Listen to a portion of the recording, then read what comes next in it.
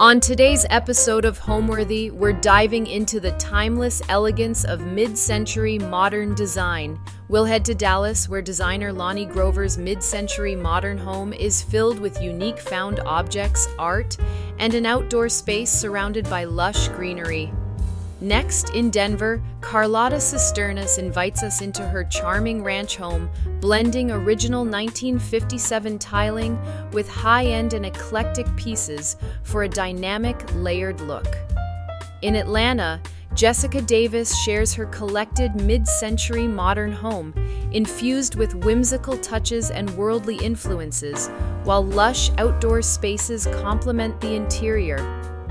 Finally, we visit another Atlanta gem, where interior designer Brian Patrick Flynn's meticulously transformed home blends kid-friendly design with mid-century sophistication, creating a space that feels like a treehouse with its beautiful views and elevated style.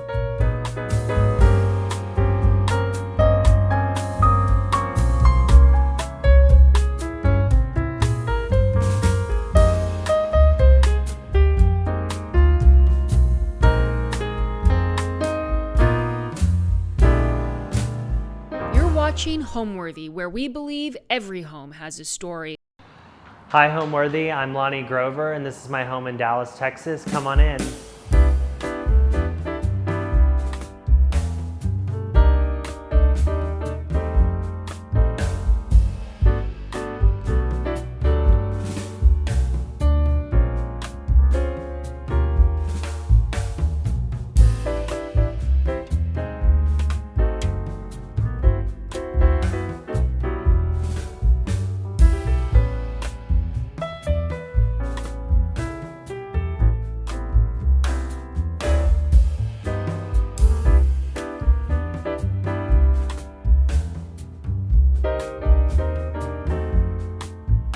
Here we are in the entry. I purchased this home in 2021. I've done multiple renovations on it. One thing I like about this home and doing the multiple renovations is that I wanted to keep the home and be intentional with it. The people that lived here before lived here for 30 years, and it was important for us to keep the integrity. And so keeping the staircase and the floors and the parquet was really important. Okay, this is one of my favorite pieces of art that we own. This is a David Shrigley piece. My husband actually bought it for me 2 years ago, and I was like, what a perfect piece for an entry. I also selected this chest here. This has actually been in every entry since I've lived in Dallas, moving back from New York. This is a Theodore Alexander piece. So the floors are actually the original floors to the home. A lot of people have given me mixed reviews at like ripping them out, but I just love the integrity. I love the aged look. I've lived in New York. I've traveled quite a bit, and for me, I like a perfect home, but I love character. All right, let me take you up the stairs so I can show you what renovations we've done to the house since we purchased it in 2021.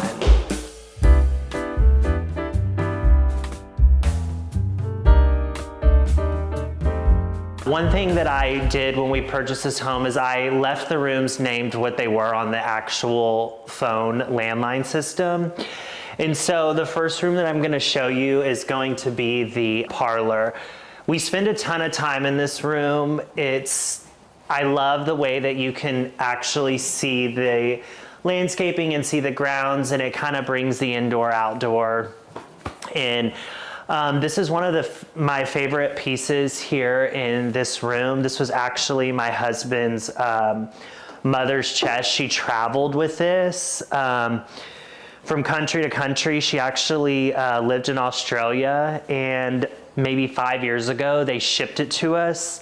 And inside here she has all her belongings and things that were important to her, and this has just been a staple in all of our homes.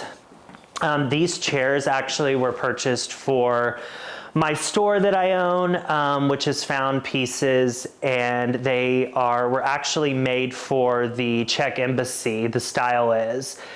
And I bought them and they were for the store, but I ended up loving them so much that I kept them part of my collection. In this room as well, when we first bought it, they had huge bookshelves and the room kind of felt closed in, and I ripped all of it out. And we also put this bar in, which was kind of opened the room and anchored it. What's really neat about this house is that there's a bunch of rooms. It's not the open concept.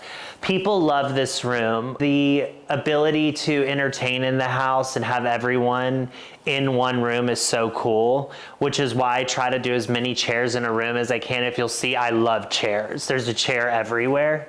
I love sofas, but some people don't want to sit next to each other.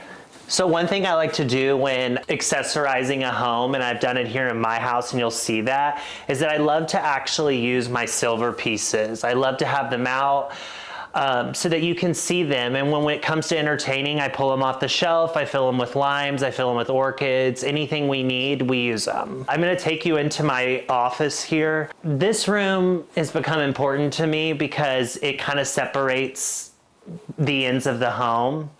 Everything in this room is something that I've owned for years. I've lived in 12 houses since I've lived in Dallas. This is the longest I've lived in a home, which is 3 years.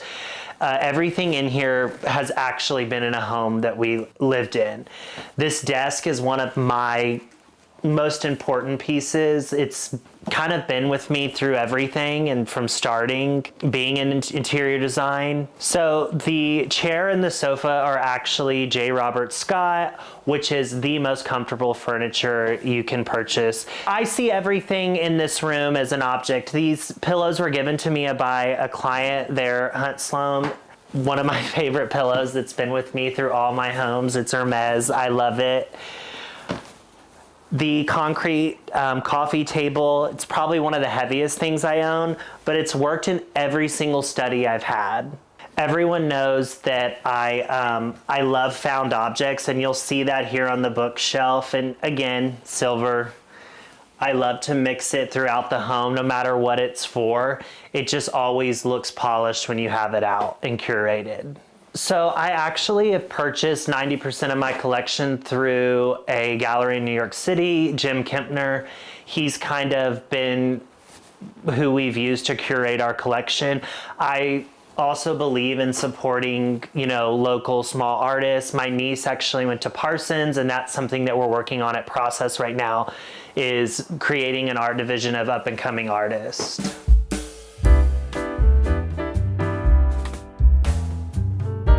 So when we bought the home was actually set up, and this was the formal living room. And I kind of just I set it up as a formal living room multiple times, and it never really felt like a formal living room.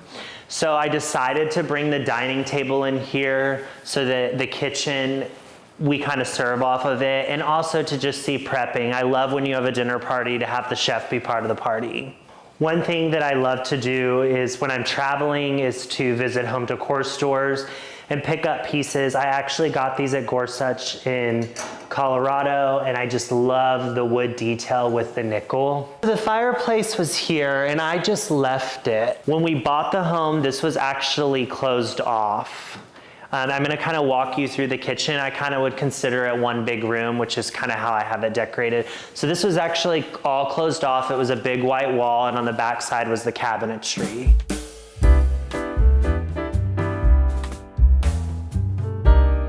When we bought the home, there was wallpaper on the walls and ceiling, and I'm talking 30 years worth of paper. It took so long to get it off.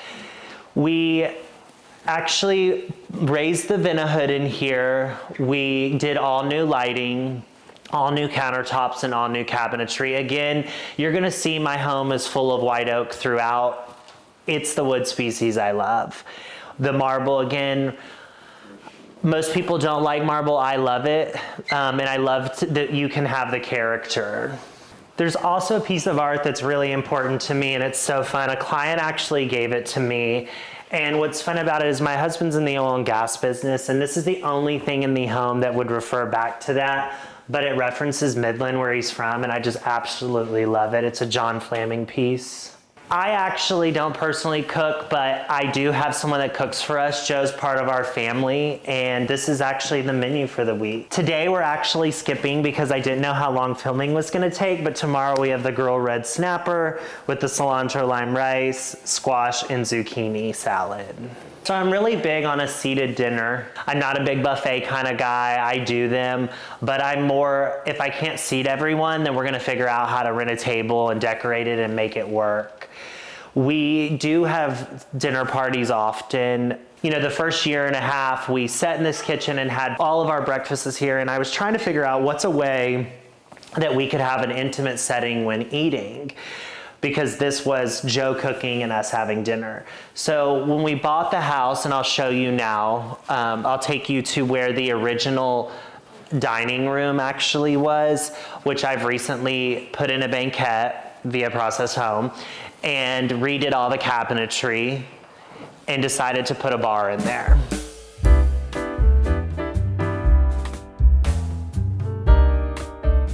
So in this room, which now we spend 90% of our time in, we have a 14-year-old son. He's getting ready to go to boarding school, so I did this room just in time for him to leave.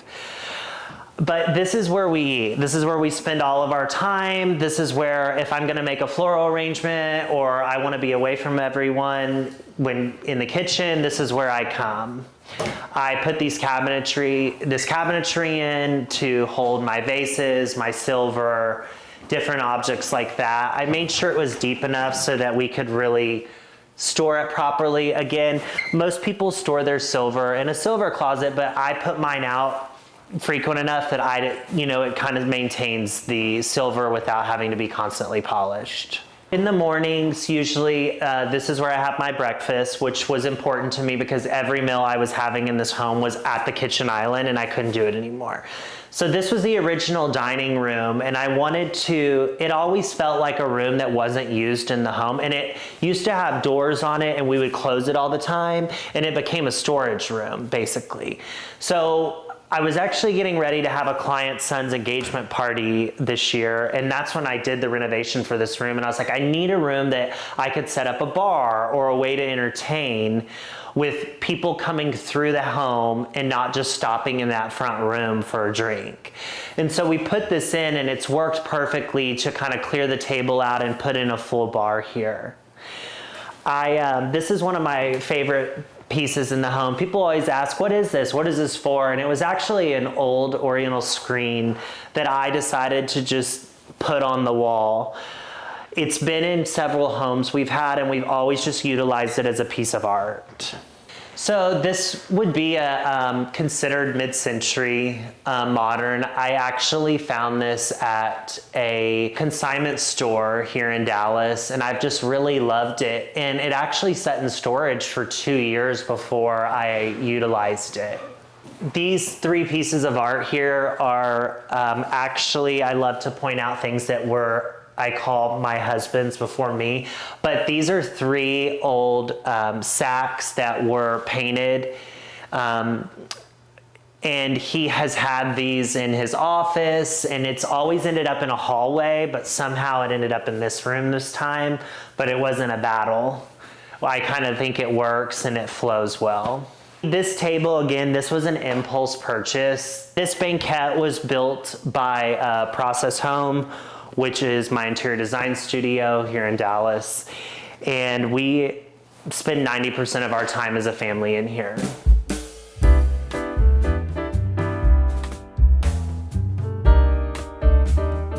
I would consider this to be our formal living room. I try to pull people into this room as much as I can. Again, everyone wants to stop in a kitchen or at a bar, which is why I put this in here.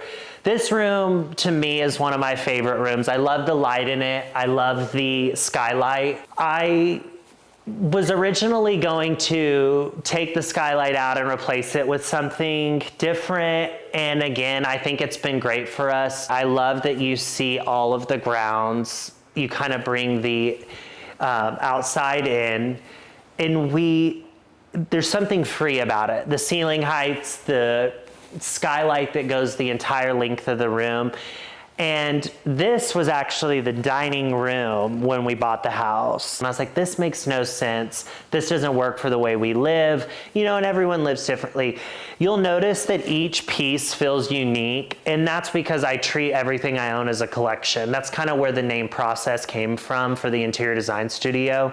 A home's a process, the construction's a process, everything about a home is a process. So some of these pieces I actually have owned for years without touching them. Some have been reupholstered and some have been added and slightly modified. Again, you'll see throughout my home, it's found pieces. You know, most people would not have a random Hermes plate in here, but it's, again, I love to mix pieces throughout the home that just kind of work and are different. So these stools were actually bought at an auction house in Pennsylvania. These actually went into the store originally, and again, I just could not find myself parting with them, so I made them part of my personal collection. Back to when we purchased this home, and this was the dining room. Again, I've tried different scenarios in every room, and I made this room, which has been the biggest process in the home, is how am I going to live in this room and how am I going to make it comfortable? Again, we used to have the dining room there, which was just never felt intimate. I love that we've mixed different textiles in here. I love the mohair moving into the velvet. I love the, you know, the lacquered wood. The sconces in the home were one of the original items that I kept, and it was really important to me, and I've fought for these to stay. We've rewired them. And when I bought the home, they had a different shade on them, and when we were in the basement, I came across boxes of these actual lampshades that she originally had on the sconces, and I put them back on and removed the white ones. This piece, what I see in this piece, which I think is so cool, is it's called End of the 21st Century, and it makes me think of AI and the humans, and I just absolutely fell in love with it. This is also one of my favorite items I own. I actually bought this off the RealReal probably 6 years ago. It's a Ralph Lauren pharmacy lamp, and I'm just absolutely obsessed with it. It's nickel. This is actually one of my husband and I's favorite pieces we agreed upon. It's a Richard Diebenkorn, again, Jim Kempner in New York, who has worked on our art collection for us, is steered us in this direction.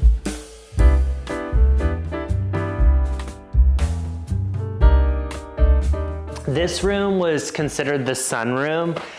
We use this room a lot. Here, one of my favorite pieces is this Allen Knight lucite table. It's kind of become a fixture here, and we love it. I kind of love that you see through it and you are able to, it's not distracting from, you know, what we love, which is the view. So these chairs actually, this is one of those objects that's a process home. My husband's like, why don't we put new leather on it? Why don't we put new leather on it? But I love the integrity. Again, it was a process. This was over time. And I just absolutely love these chairs. I love the original woodwork on them, the nail heads, which what I consider using a nail head properly. Again, Herman Miller, very comfortable.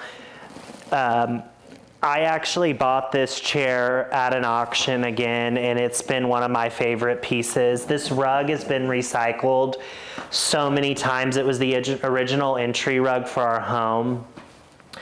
This, and I don't know if you noticed on the table in my formal living room, but you'll see we have a lot of glass objects around. We had a tabletop glass company for quite some time, and COVID kind of affected that, but you'll notice the different colored glass around the home was a part of Process Home. Again, mixing the silver pieces in here. I'm a huge Frank Sinatra guy, which is the reason this book's on top, and then we go straight to Chuck Close. So, two of the best. They weren't as manicured as they are now, and it was important to me that we cleaned that up, because as the home's beautiful, the entire rear of the home is glass. So every room you look out of, you're seeing the backyard. And so that was one of the most important things for me, was the grounds. We really wanted something. Before we moved into this home, we had built a home for 2.5 years. And when this came on the market, we sold our house immediately and moved here, and people thought we were crazy because we had brand new construction with every single thing we wanted. But I wanted something that felt like home. I wanted rooms, I wanted that New York feeling, and we wanted to have grounds, we wanted to have space. We have 4 dogs. We have a Shih Tzu, a toy poodle, a golden doodle, and a Bernedoodle. Next, I'm gonna take you into one of my favorite rooms, and when we talk about space planning and how to come up with the space, and doing a remodel to where it feels intentional, this was where it happened. So this originally, when you walked up these steps, this was walled off, and there was a little cove for a piece of art. And you would take a right and go down this hallway to what was an office. And this home was missing a family room where you can hang out and have your books and have everything you need. So I opened this up, but behind this wall was originally the laundry room. So you can tell that probably was a very small laundry room for a home of this size. So we opened this up, which now allowed light from one end to the other of the home, which was really important to me. As we walked down the hallway here, so when I met my husband, he had all these New Yorker cartoons, and I was like, what are we gonna do with these? So one year for his birthday, I actually said, pick out your favorite ones and we're going to frame them. This is my favorite here. I married you for your money, Leonard, where is it?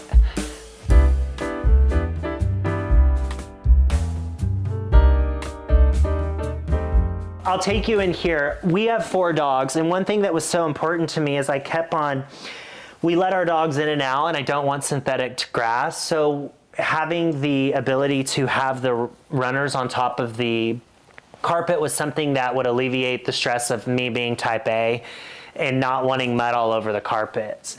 In this room, originally, when we started out, the TV was actually where the iceberg is, and it never felt comfortable. We were like, this isn't right. So we ended up moving the TV above the fireplace.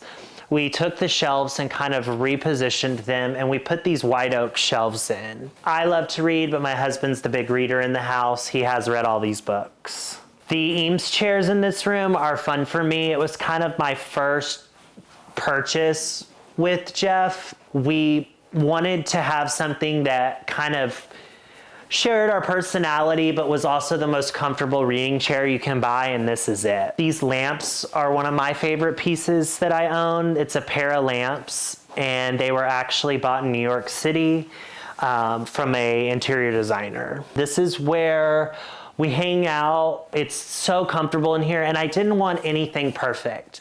I wanted nothing to feel like it was super positioned. I don't even have draperies in this room because I just love the light in the home. This was actually bought in Vail. My husband actually purchased this. It was actually a piece that we kind of felt, it used to kind of be in the front of the house. It's moved throughout. It's called Fallen Angel, and we bought it from a gallery in Vail, Colorado. This piece was actually one of my favorites, and again, I've told you I lived in 12 homes, and so think 12 moves and having to move every single piece in this home, and kudos to the movers, but this was the only piece that we've actually had damaged before and restored. So I'm sure you can't tell where the damage was, but I just love it because all the waves were completely ripped out. It fell, and we've literally restored it to the way it was. The pillows you'll see in here was when Virgil did his Off-White collection, and I really wanted to have some pieces of the home collection, so I went with the pillows and some throw blanket. When we bought the house, the parquet floors were really important for me to keep, and we discussed bringing them through, and we couldn't really do it because we couldn't get the same finish and the same character that we had before. So I chose carpet, and I love it because it feels homey everywhere we're at. It makes you want to take your shoes off and hang out.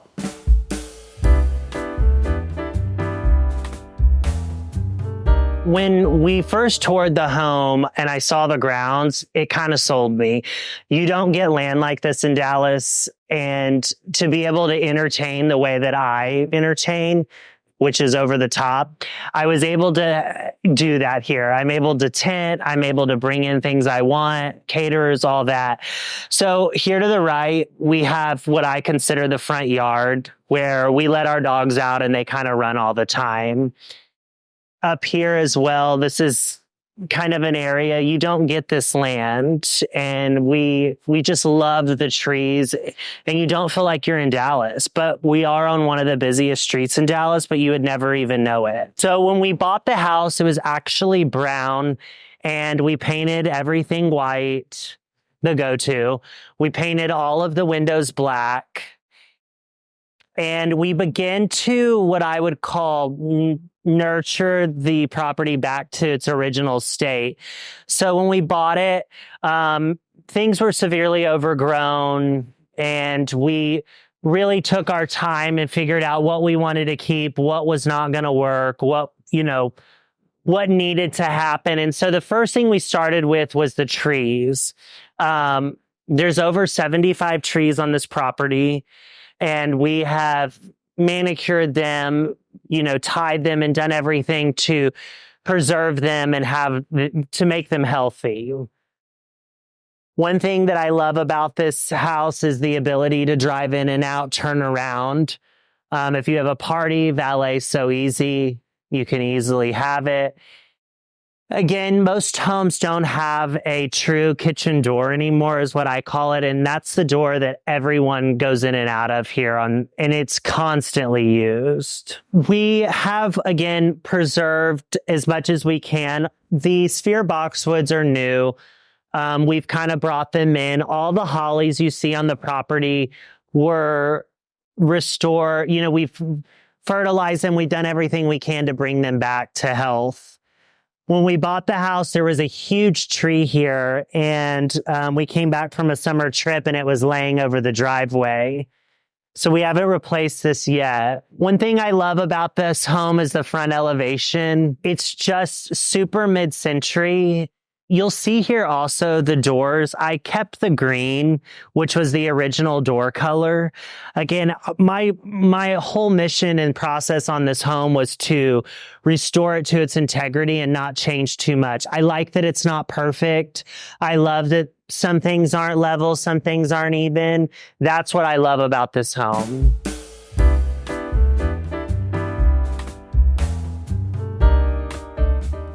So now we're here in the backyard. This was one of the most important things to me, was manicuring the grounds.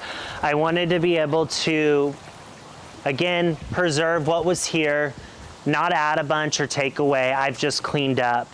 So when we bought the house, we put in these Luter's steps, which we really love. It works with the brick, which was original.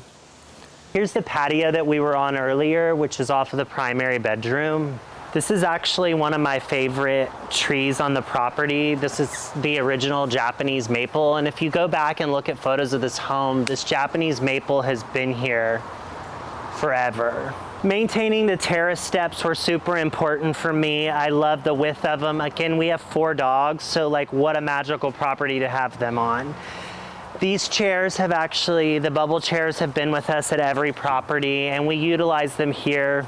This is a conversation area. Jeff and I sit out here quite a bit and enjoy ourselves. These chairs actually do really well with the weather. They hold up, and again, Process Home made the cushions for them. You can see here, this tree is one of our favorites. We have every year for Christmas, this is kind of where we wrap the Christmas lights on it, and people call us and they're like, oh, we can see it from Northwest Highway, which is so fun because we go all the way up with the lights. So when we were touring this home, one thing that I was really excited about was the ability to have a guest home. Pool house, you could say. So it's about 1,400 square feet. It has a bedroom, a kitchen, a bar, 2 living areas. And I just really sold me on the house, having that ability to have basically 2 homes. The property here, the hydrangeas you see here that are planted are the original hydrangeas that were actually on the property when we bought it. We have redone the walkway. We brought in rock as I wanted to keep natural materials with the property. I didn't want anything that felt too new or felt, you know, too polished. So it's funny because I meet people and I tell them where I live and they're like, oh wow, I love that house. I actually used to go there and jump off. What you'll see here, this stoop was actually the original stoop for the pool. We've redone the pool, but we kept the shape. It used to have decking all the way around it. Again, with my East Coast exposure and the Hamptons and all that, I wanted grass around the pool. I thought it was intimate and I love the way it lives. And so that's what we did here. We brought in, we cleaned it all out, we put in a new pool, but we kept the shape and we planted all the globe boxwoods everywhere.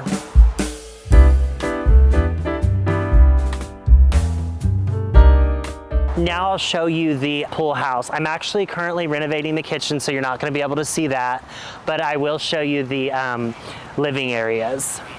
So now we're in the pool house. One thing that I think is so cool, and everyone that comes here talks about them. So the street we live on has 4 houses on it, and one of the homes about a year and a half ago went up for sale, and they had a estate sale, and I went and I actually purchased these chairs. Tom Landry, who was the Dallas Cowboys football coach for a long period of time, these were his wife's chairs in her sunroom, and I purchased them and I've kept them in their original condition. I've had them cleaned, but the height is perfect for basically a game table. This is kind of the living area that we've done. Again, this table is Process Home. It's a Herman Miller surfboard table. Everything you see in here we've collected over time and we've brought from home to home. The table base in here was the original. I actually purchased this from the owners. Also, now that I'm looking out, I wanted to recognize the fact that when we bought this house too, we bought the furniture around the pool, which was original brown Jordan, and we've kept it and maintained it, again, Process Home. So we're actually currently renovating the bar and the kitchen, but I do want to show you this wall just because it gives you kind of a sneak peek of what was originally here and what I have kept. This chandelier, this Murano chandelier, is important to me. One of my best friends, Dallas, gave it to me, and it was in homes that she had, and it went in a home that we lived in Highland Park here, and right before they were going to tear the house down, a day before it, we actually went in the home and was able to take this out. And so I put it down here in the pool house because every day I get to look down and I see it lit up and I love it. What's so great about having this pool house is when we have people over, you know, let's say for swimming or whatever, cocktails sometimes, we actually don't end up even going in the home. We actually all hang out here, which is so fun.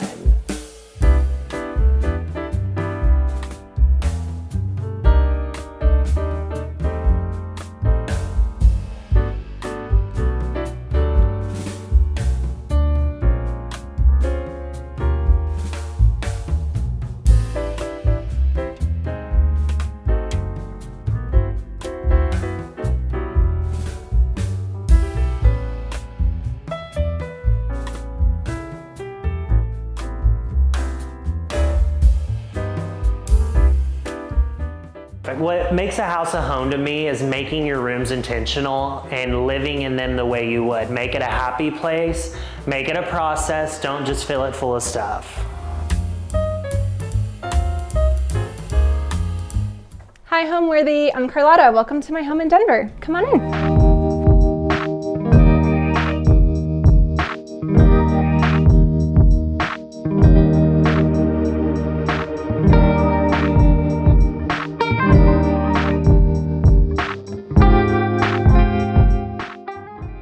You're watching Homeworthy, where we believe every home has a story. My name is Carlotta. I'm an interior stylist, and we are in my home in Denver, Colorado.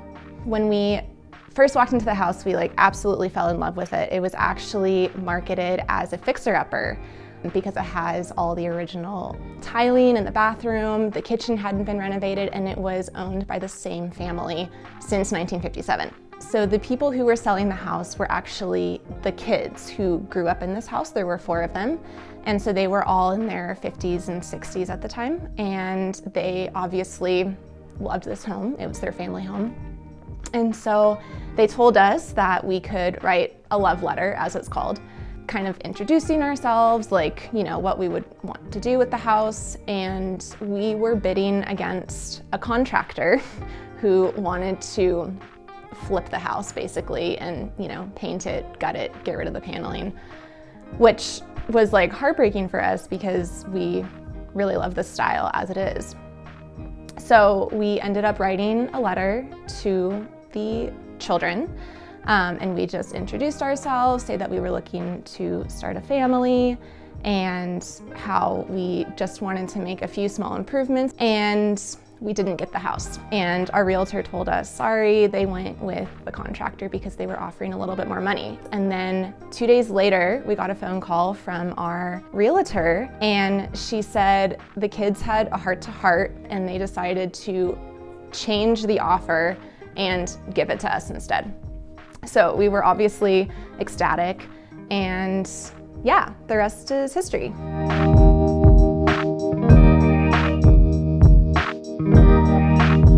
So we're here in the foyer. A lot of these pieces of art are either thrifted or they're from my grandparents.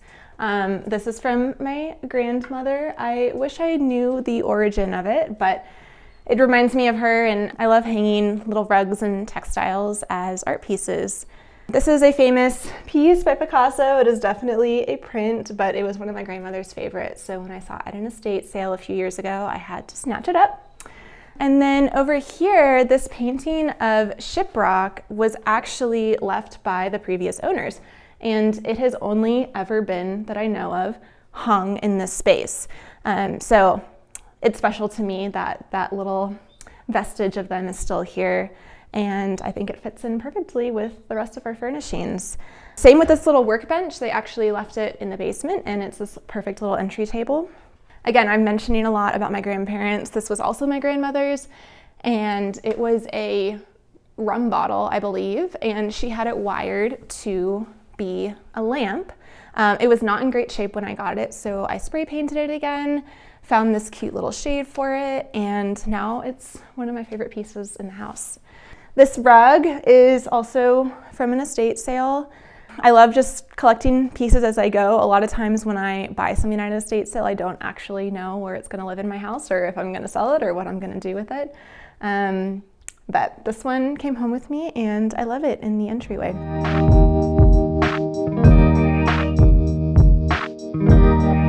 Moving on into the living room, we have 2 steps down. I love that this is sunken. When we were house shopping, I have always loved sunken living rooms, but I didn't dare tell my realtor that we wanted a house with a sunken living room because houses were so hard to come by. So it just felt so serendipitous to walk in the front door for the first time and come down here and the living room was sunken. Like, it's such a small thing, but it felt like I was coming home.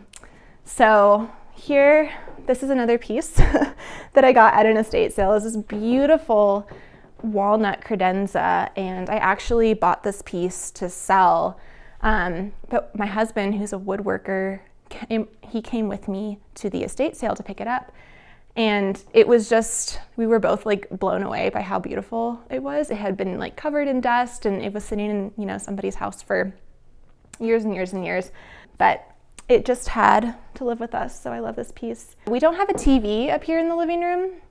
We have an area downstairs in the basement where we watch TV, but I actually kind of like it. We listen to records a lot in the evenings, especially in the winter when we're hanging out here. And yeah, it's just been like a fun little ritual in the evening when it's getting dark so early to make a drink, come down here and listen to a record. So when I first came and saw the house, like I said, I immediately fell in love with it, but it is a very long space. It probably took me 2 years of living in the house before I came up with a furniture arrangement that I felt happy with. Homes take a long time to decorate. It's not realistic to just be able to go to, a big furniture store and just buy everything in one fell swoop. For one, that's expensive, and 2, it's just not gonna have the same amount of character as like collecting pieces over time.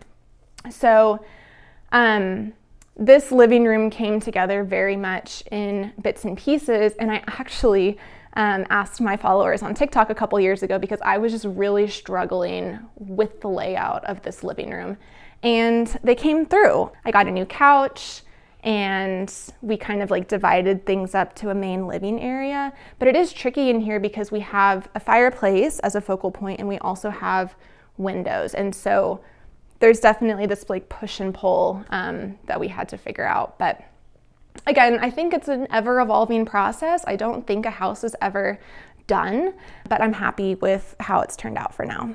So we have this great credenza that I love, and then this art piece I found at a thrift store, and at first I looked at it and I was like, is this like a little wacky for our space? But that's when I knew that it was actually the right purchase. I love things that are just like are a little bit quirky, and I think that's something that will really add personality to your home, is if you have this gut reaction to be like, yes, I love this, but it's also a little bit like weird. That's my sweet spot in my opinion. So love that there. Moving on here, estate sales, I'm like a walking ad for estate sales here, but estate sales are great for getting plants. So I got this Madagascar dragon tree, I think that's what it's called. And I love the kind of like Dr. Seuss playfulness that it adds to this area. This love seat is actually one of the only new items that I purchased for the space. But I like it because it doesn't necessarily scream super new. I think I got it off of Wayfair. And yeah, I like the mid-century lines and the tones, and it kind of anchored in this spot. Moving over here, we have a wood-burning fireplace, which I love.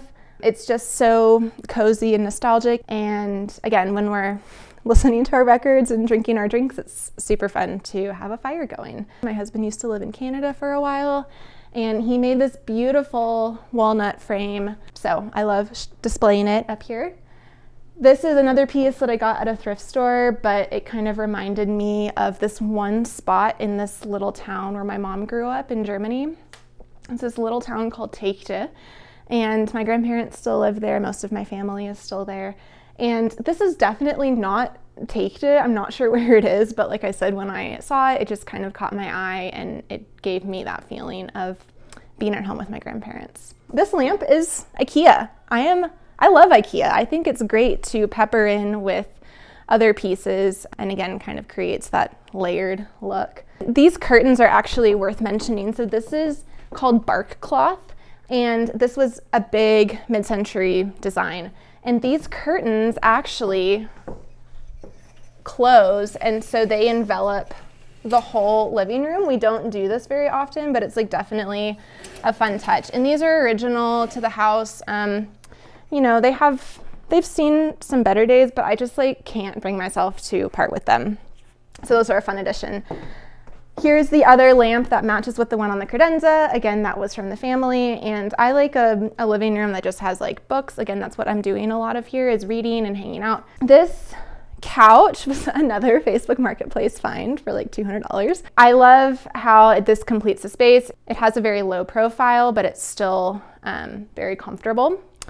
And this piece back here, I got in an estate sale, and it's by an artist called Lee Reynolds. And Lee Reynolds was interesting. He's kind of a controversial artist, but his tenet in the 1950s was that he wanted to create real art for the average home. I thought the size of this was really great for this wall, so I snatched it up. So this is one of my favorite features of the living room. It's this built-in bookshelf nook, and again, the proportions of this living room are a bit challenging, like I mentioned, to work with, but this turned into like a really fun nook to style. For a while I was into, you know, the rainbow organization of bookshelves, and of course there's nothing wrong with that, but like lately I've just really been into a bookshelf that is like very practical and functional, so these are all arranged alphabetically.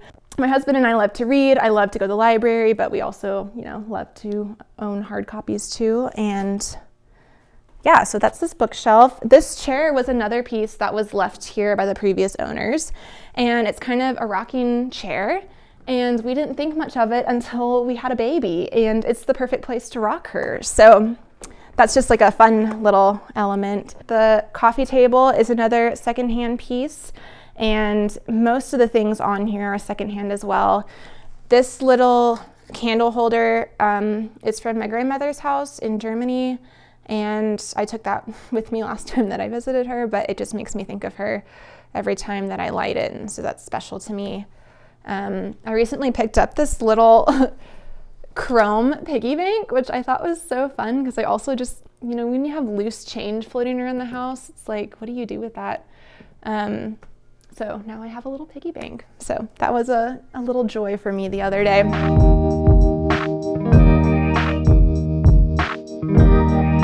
So moving into the dining room, the only thing that we changed in this area is the flooring. It was kind of a battered wood floor.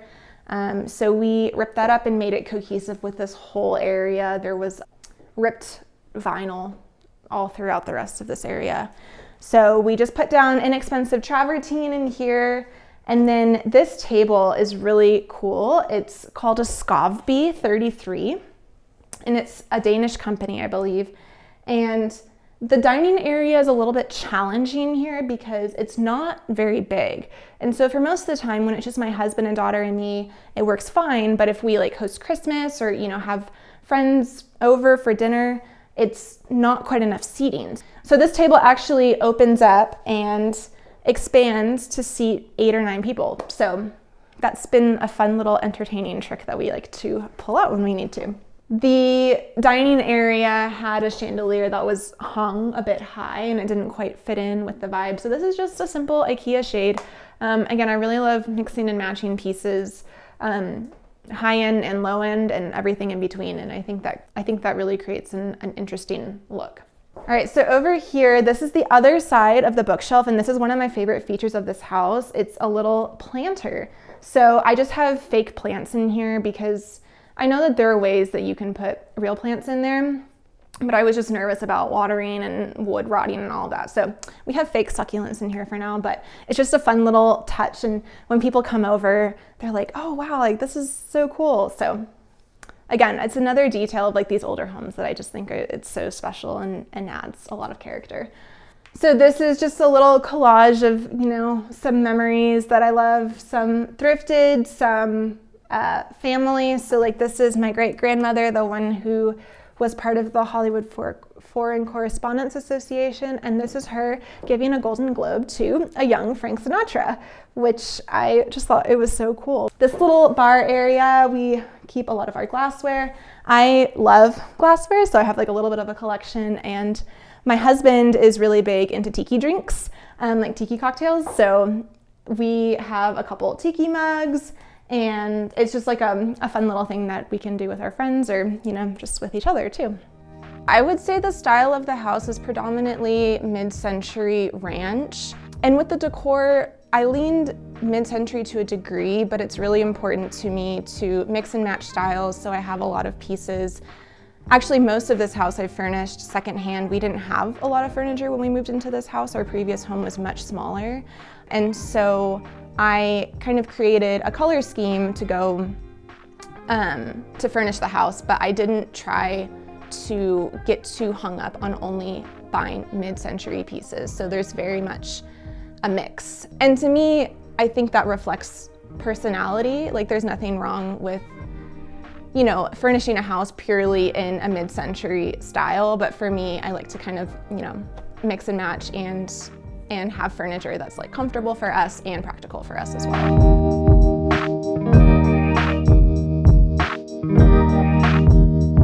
So moving on into here, this is the kitchen. So this is the only area that we have completely redone in the house.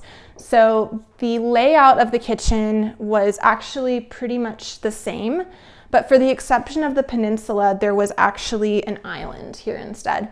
So there was a small island and then there was a walkway going through here. And it was just a little bit awkward. It just didn't flow super well. But when we were renovating, we wanted to really make sure that we kept the integrity and the natural feel of the house. So at first we had considered ripping down this wall right here. And I think that's why it's so important, if you can, to live in a house for a year, 2 years before you start renovating, because it's only when you're living in a space and interacting with it that you actually can truly make an informed decision on how you want to renovate.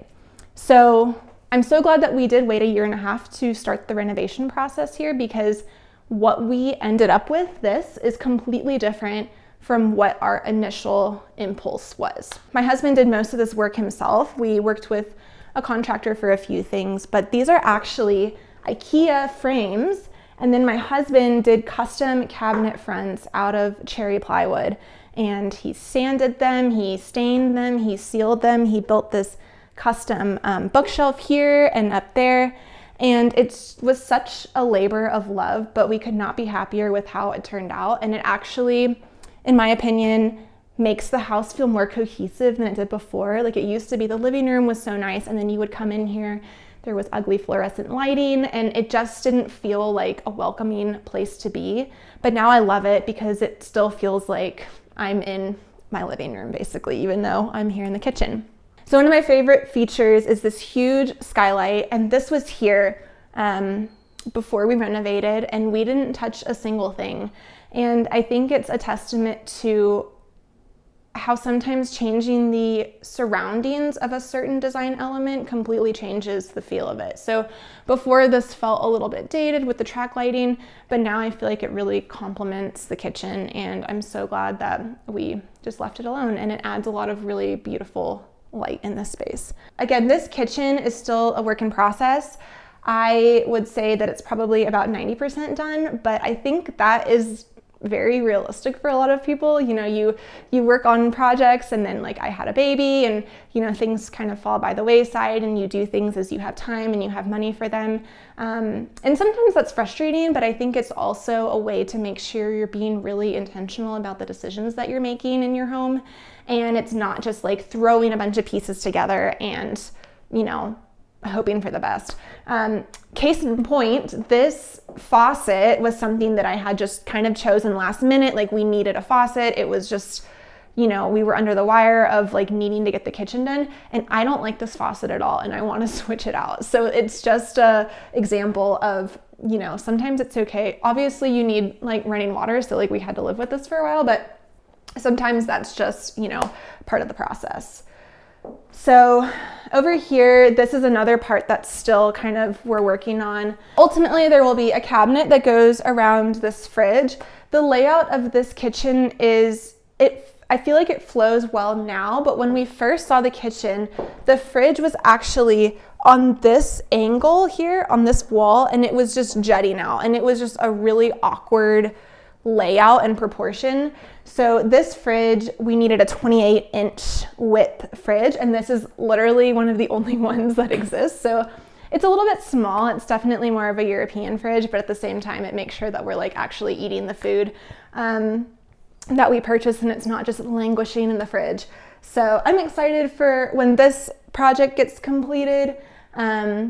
But for now, it is still very functional. This peninsula turned out to be one of my favorite features of the kitchen. It's just super convenient to have these bar stools, and when friends and family come over and like I'm cooking in the kitchen or my husband's making drinks, it's just so nice to have them here on this side where they're part of the conversation and hanging out, but they're also not in the way. So this was my husband's mastermind. He kind of designed all of this. And he had the idea to use the shelf to build it. And I think that it was such a smart idea, because then the countertop is not just awkwardly jutting. So there's like a natural ending to it, and it kind of feels like a custom piece of furniture rather than just a peninsula with a countertop plopped in front of it with bar stools, which is what happens a lot of the time. So he built the cabinets and then just finished it with the same type of plywood that he built the cabinets out of. And then these bar stools were just a Facebook Marketplace find. And I wish I had more information on them. I can't find any sort of maker's mark or anything on them. I've looked them up on Google Images. I can't find the exact history of them, but I really love them. They're sleek and comfortable. So this has been a very fun, unexpected portion of our kitchen renovation. The other area that we completely redid was this laundry room, which is obviously not a laundry room anymore. So we turned it into a wet bar.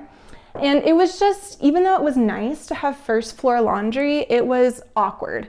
The washer and dryer stuck out to about here, so you were just kind of having to like shimmy in. There was not a lot of room to like dry clothes, or, you know, things were just clothing was constantly just out on the kitchen counter because there wasn't enough room in the laundry room. The architectural integrity is still part of the kitchen, but we added this whole new space.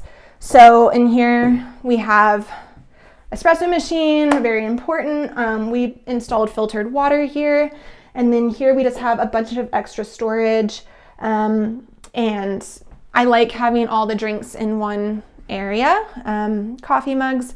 One thing that this is part of the IKEA system, and this is not an ad for IKEA, but they have great in-drawer lighting that just makes things really special. Yeah, so I absolutely loved how this nook turned out. We decided to go bolder with the wall tile in here than in the kitchen, because I felt like in a small space we could really just take advantage of that. And I'm obsessed with how this area turned out, and it was very much a bonus area and not something that we thought that we could do. So that's the wet bar. We also hid our microwave in here.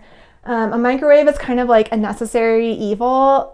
In theory, I would like to say that I don't need one, but the reality is that I do. So we ended up hiding it in this little cabinet, and it works great. I was a graphic designer. That's what I got my degree in. And I worked as a graphic designer for several years, but I didn't like being in front of a screen all the time. And when we moved into this house, like I said, we didn't have a lot of furniture. So I started going to estate sales and thrift stores because, one, it's a little bit more cost effective than buying everything new, and I really loved gathering pieces that already have a story and, you know, that are already a little bit more lived in. So I just got addicted to going to estate sales when I wasn't working, and because my job as a graphic designer, I was working freelance, I was pretty flexible, so I could like go during the week, and I just couldn't stop. So even after our house was already furnished, I still would be finding these incredible pieces that I couldn't pass up.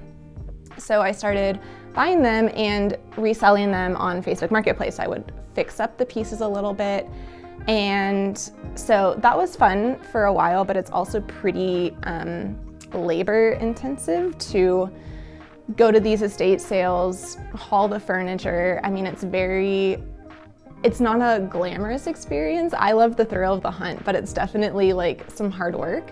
So like I said, I started selling furniture, and then I got pregnant and I just did not have the capacity to do that anymore. So throughout this whole time, we were also renovating our kitchen, and I would say interiors are something that I've always been interested in. Just as a kid, I would, you know, rearrange my room all the time, but it was always just something that I kind of like did on the side. I didn't think that interiors was ever something that could be like a lucrative job for me. So as I was working on this kitchen renovation, it was really exciting to me, and I started sharing on TikTok. And TikTok it just seemed like a, you know, whatever kind of throwaway thing.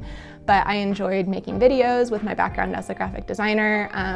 Content creation came pretty easy to me, and it just became really fun. So I started doing some private consults with people, and yeah, it just feels like really invigorating to have kind of accidentally forged this path for myself just on my own. I'm a new mom to a 7-month-old, so it's great to have that flexibility where I can primarily stay home with her and also work out of my home. And yeah, that's a very long-winded, multifaceted answer, but that's basically how I stumbled upon interiors.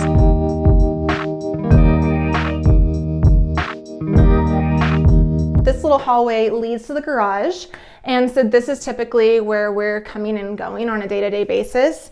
So we have a little drop zone here, and then this bathroom was kind of an afterthought to renovate,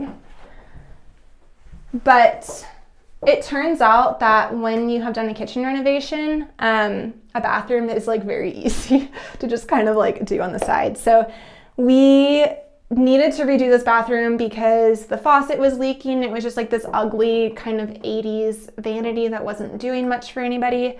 The toilet was running and leaking, so it was kind of a no-brainer to redo. We took the travertine into here to kind of just make the whole thing cohesive.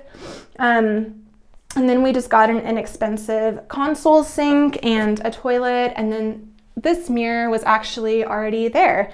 And so it's just another example of changing the context of an item can completely change your perception of it. Because before I just thought it was like dingy and, you know, a throwaway piece, but now I love it. This bathroom is kind of also another homage to our grandparents. So we have a lot of family photos and mementos, and my goal in this bathroom is to just like have everything covered in art, kind of like an Italian family restaurant vibe. So that's what I'm working on in here. This is actually a special piece. This is a note that my dad wrote his grandparents in 1967, and it's just a little thank you note for something, you know, gifts that he got for his 10th birthday, and it's just sweet and special. And I think it's funny that even in 1967, nobody could spell received properly. So it just makes me smile every time I am in here. And yeah, so that's the bathroom. And then coming back here, there's this wing of the house, and then we're gonna go into the other wing of the house. One thing I love about this house is there's a lot of storage. So there's some great coat closet, linen closets, and that's something that in my old Victorian house was not so much of a thing. So it was very much a welcome change when we moved into this house. So these bathrooms were one of the reasons why this house was marketed as a fixer-upper. So these are original to the house when it was built in 1957. And I personally absolutely love this type of tile.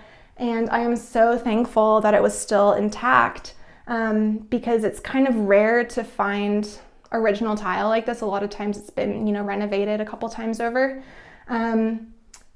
You know, it needs a little bit of love. Some of the wallpaper is peeling, like, you know, the grouting could kind of be redone, but in all, for being 60 plus years old, it's in really good shape. It has the only bathtub in the house, which is nice now that I have a daughter, so we are using this a lot more. And I just think that the details that bathrooms used to be built with, you just don't find that as much anymore. So this beautiful tile, the matching pistachio green sink and tub and toilet. And also I do want to call out the stained glass windows, which literally match the wallpaper. I'm not sure whose genius that was, but that was like one of the first things that I noticed when I walked into the house. So if I ever replace this wallpaper, I'm gonna have to search high and low to find something that's still going to match the stained glass. Again, there's also so much great storage in these bathrooms too. So behind the mirror, there's storage. There's great storage here. And that's just something that's, again, coming from a Victorian home is just like not something that I take for granted.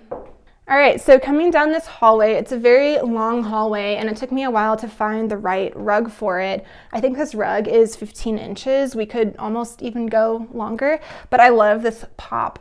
Hallways are kind of a challenge for me too to decorate. So I think when in doubt, going for a bold rug in a hallway is always a great choice. So we have the bathroom over here, and then over here is my office area. And I personally really love a moody, cozy vibe to work in. It kind of really helps me zero in. So again, a lot of the furniture in here is thrifted. This is another piece that was left by the previous owners. It was in the basement, and there is a matching armchair that goes with it that's in my bedroom.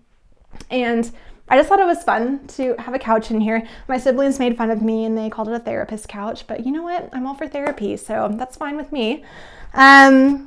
I painted it this really dark brown. There was kind of like a rosy striped wallpaper in here, which was cute, but because there's not much natural light in here, I like to lean into that, and so I just went dark rather than trying to make this area light and bright and airy when it's not. This floor lamp, again, was an estate sale find, as was this rug, and that's what's fun for me about picking up pieces as I see them. I kind of throw them together like in a closet or in my basement. And then when I'm ready to style a space, I can kind of like shop my house and, you know, use what I have already. Same with this desk chair, was actually also left here, and it's kind of in that knoll style.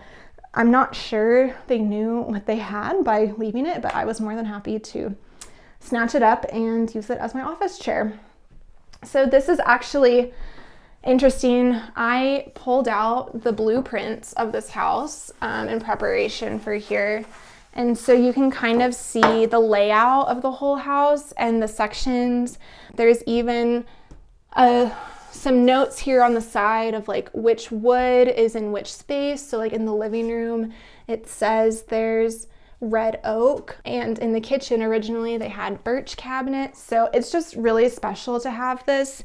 And it's also interesting to see, like for the laundry room area, that's now the wet bar, we weren't sure if that was actually the original intention, but it looks like it was here when this was drafted up in 1957. So this is just like a special piece of history to have, and I'm glad that the owners left that to us. This table was also an estate sale find. I ended up going when the sale was almost over, and I hadn't seen it before because it was just like covered in stuff. So I snatched this up for like $20 or something like that, and it's the perfect table. I think it's nice in an office to kind of think outside the box sometimes and not necessarily think, oh, I have to have a desk. Like maybe you could have a table or something different as well. So this is actually a really special piece. So my great-grandmother immigrated to the US from Chile, and she was a Hollywood reporter for Spanish-speaking newspapers. So in her work in 1940s Hollywood, she was actually on the board of what would become the Golden Globes. And so this was, at the time, it was run by the Hollywood Foreign Correspondents Association, and she was the president at the time. And she was actually, supposedly, according to family legend, was the one who came up with the initial design of the Golden Globe statue. Whether that's true or not, I'm not sure, but I like to think so. So this was a certificate that they gave her after she stepped down as president of the Hollywood Foreign Correspondents Association. And I found this in my parents' basement, just kind of like a thumbtack to the wall, and I was like, I'll be taking this. And so I had it framed, and it's a very special piece to me. So speaking of grandparents, this is my grandmother at 16. So she's the daughter of Marina Cisternas, who was the president of the Hollywood Foreign Correspondents Association. My grandmother was also named Marina Cisternas, and my middle name is Cisternas, and that's kind of like my professional name that I go by. So it's just like special to have that family connection, and I actually passed that middle name on to my daughter as well. But this is her, my grandmother at 16, and so this is just a special piece to me that I like to have in here. When I moved into this house, it felt the most right of any house that I ever lived in. Like there was no transition period that you sometimes have with a new home where you're like, oh, I live in this place, but it's not quite right, and it's just kind of a grieving process almost. I never felt that with this home. Like it truly is my dream house.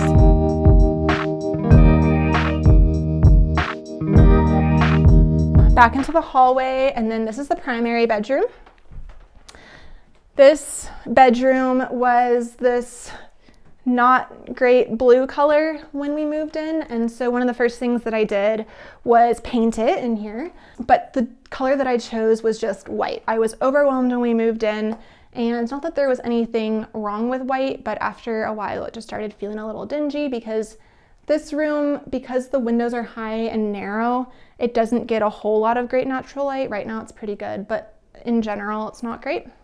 So again, I wanted to move in, I wanted to lean into that like moody, warm color palette that I've incorporated through the rest of the house. When I was thinking about my color palette for the rest of the house, white is not really in there. And so that's again a testament to sometimes your impulse decisions initially, you just have to make them, but then it's also okay to like change them later once you've thought about them more. So I like to keep our bedroom pretty simple. We have this old IKEA platform bed that my husband had in his bachelor days, and we have kept. I like for bedding, I like a mix and match. So this is a vintage Eddie Bauer quilt that I got. The duvet cover is from IKEA. These shams are from Quince. This is thrifted. So I think kind of mixing and matching within a similar color palette is a great way to create a very unique look for your own space. Here's another really special piece for me. So I somehow became the steward of my family's archives for photos. And so this is my grandmother, Marina, again. And this is her in Hollywood in the 60s. And this is with her Christmas tree and her little dog. And I just think it's such a great picture. And she was always so glamorous and cool. And she is definitely a huge inspiration in my life. So I love to have that in here. This is the armchair that goes with the couch that's in my office. And I will say we never use this armchair as much as we have this past year feeding my daughter in the middle of the night. Before then, it was just kind of definitely for decoration, but this chair has really been used this year, and I can say it's very comfortable and I would recommend it. So these pendant lights are just from Urban Outfitters. This is actually one of the few things from my old home that I brought with me. And again, it's a context thing of how you can mix and match things. Ordinarily, I would say this is maybe a bit more boho for my current style, but I like how it all works together here. This is a classic little cantilevered table that you can find pretty often in vintage stores. This rug is my husband's grandparents. It's just something, again, that he just kind of moved from place to place with, and I don't feel like it has ever looked as good in a room as it does here. The tones just kind of complement everything in here, and it has a nice grounding presence. So this is the bathroom that really sold me on the house other than the living room. And I just thought it was so charming. The all pink, the wallpaper, I mean, even these vintage lamps that I wouldn't necessarily choose for myself, but I just thought it was just so perfect in here. There's more great storage in here, so my husband actually keeps all of his clothes in here, which is nice because he wakes up really early for work, so he can come in here.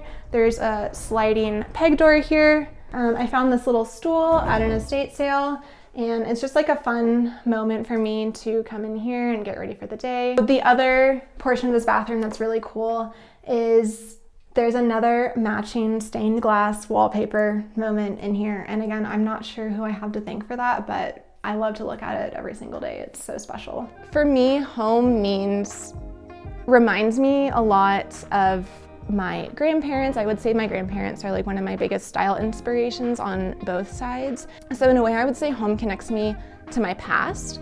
I didn't grow up with extended family around me. It was just my parents and my siblings and me. My extended family all lived in Germany, so I never have been able to be physically close with them, but I always really felt emotionally connected to them. And even though a lot of them have passed, I feel really privileged to have a lot of their things in my space, and that just makes me feel really connected to my family, and it's just another piece in really truly feeling at home in every sense of the word.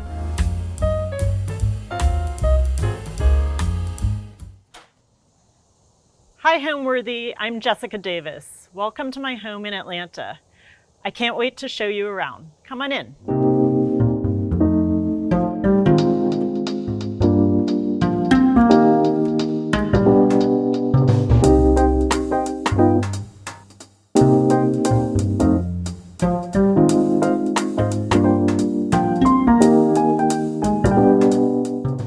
Our house was designed in 1960 by Jerry Cooper, who's an Atlanta architect. It's a classic mid-century post and beam style home. When we saw this house, we knew it was a great diamond in the rough, and we really wanted to get in and put our stamp on it. Some of the things that we did was to update the floor, which was a slate, with a classic mid-century terrazzo. We painted the brick and the beams to really accentuate them. I also love to collect art, so I have gallery walls and sort of focal point pieces throughout the house.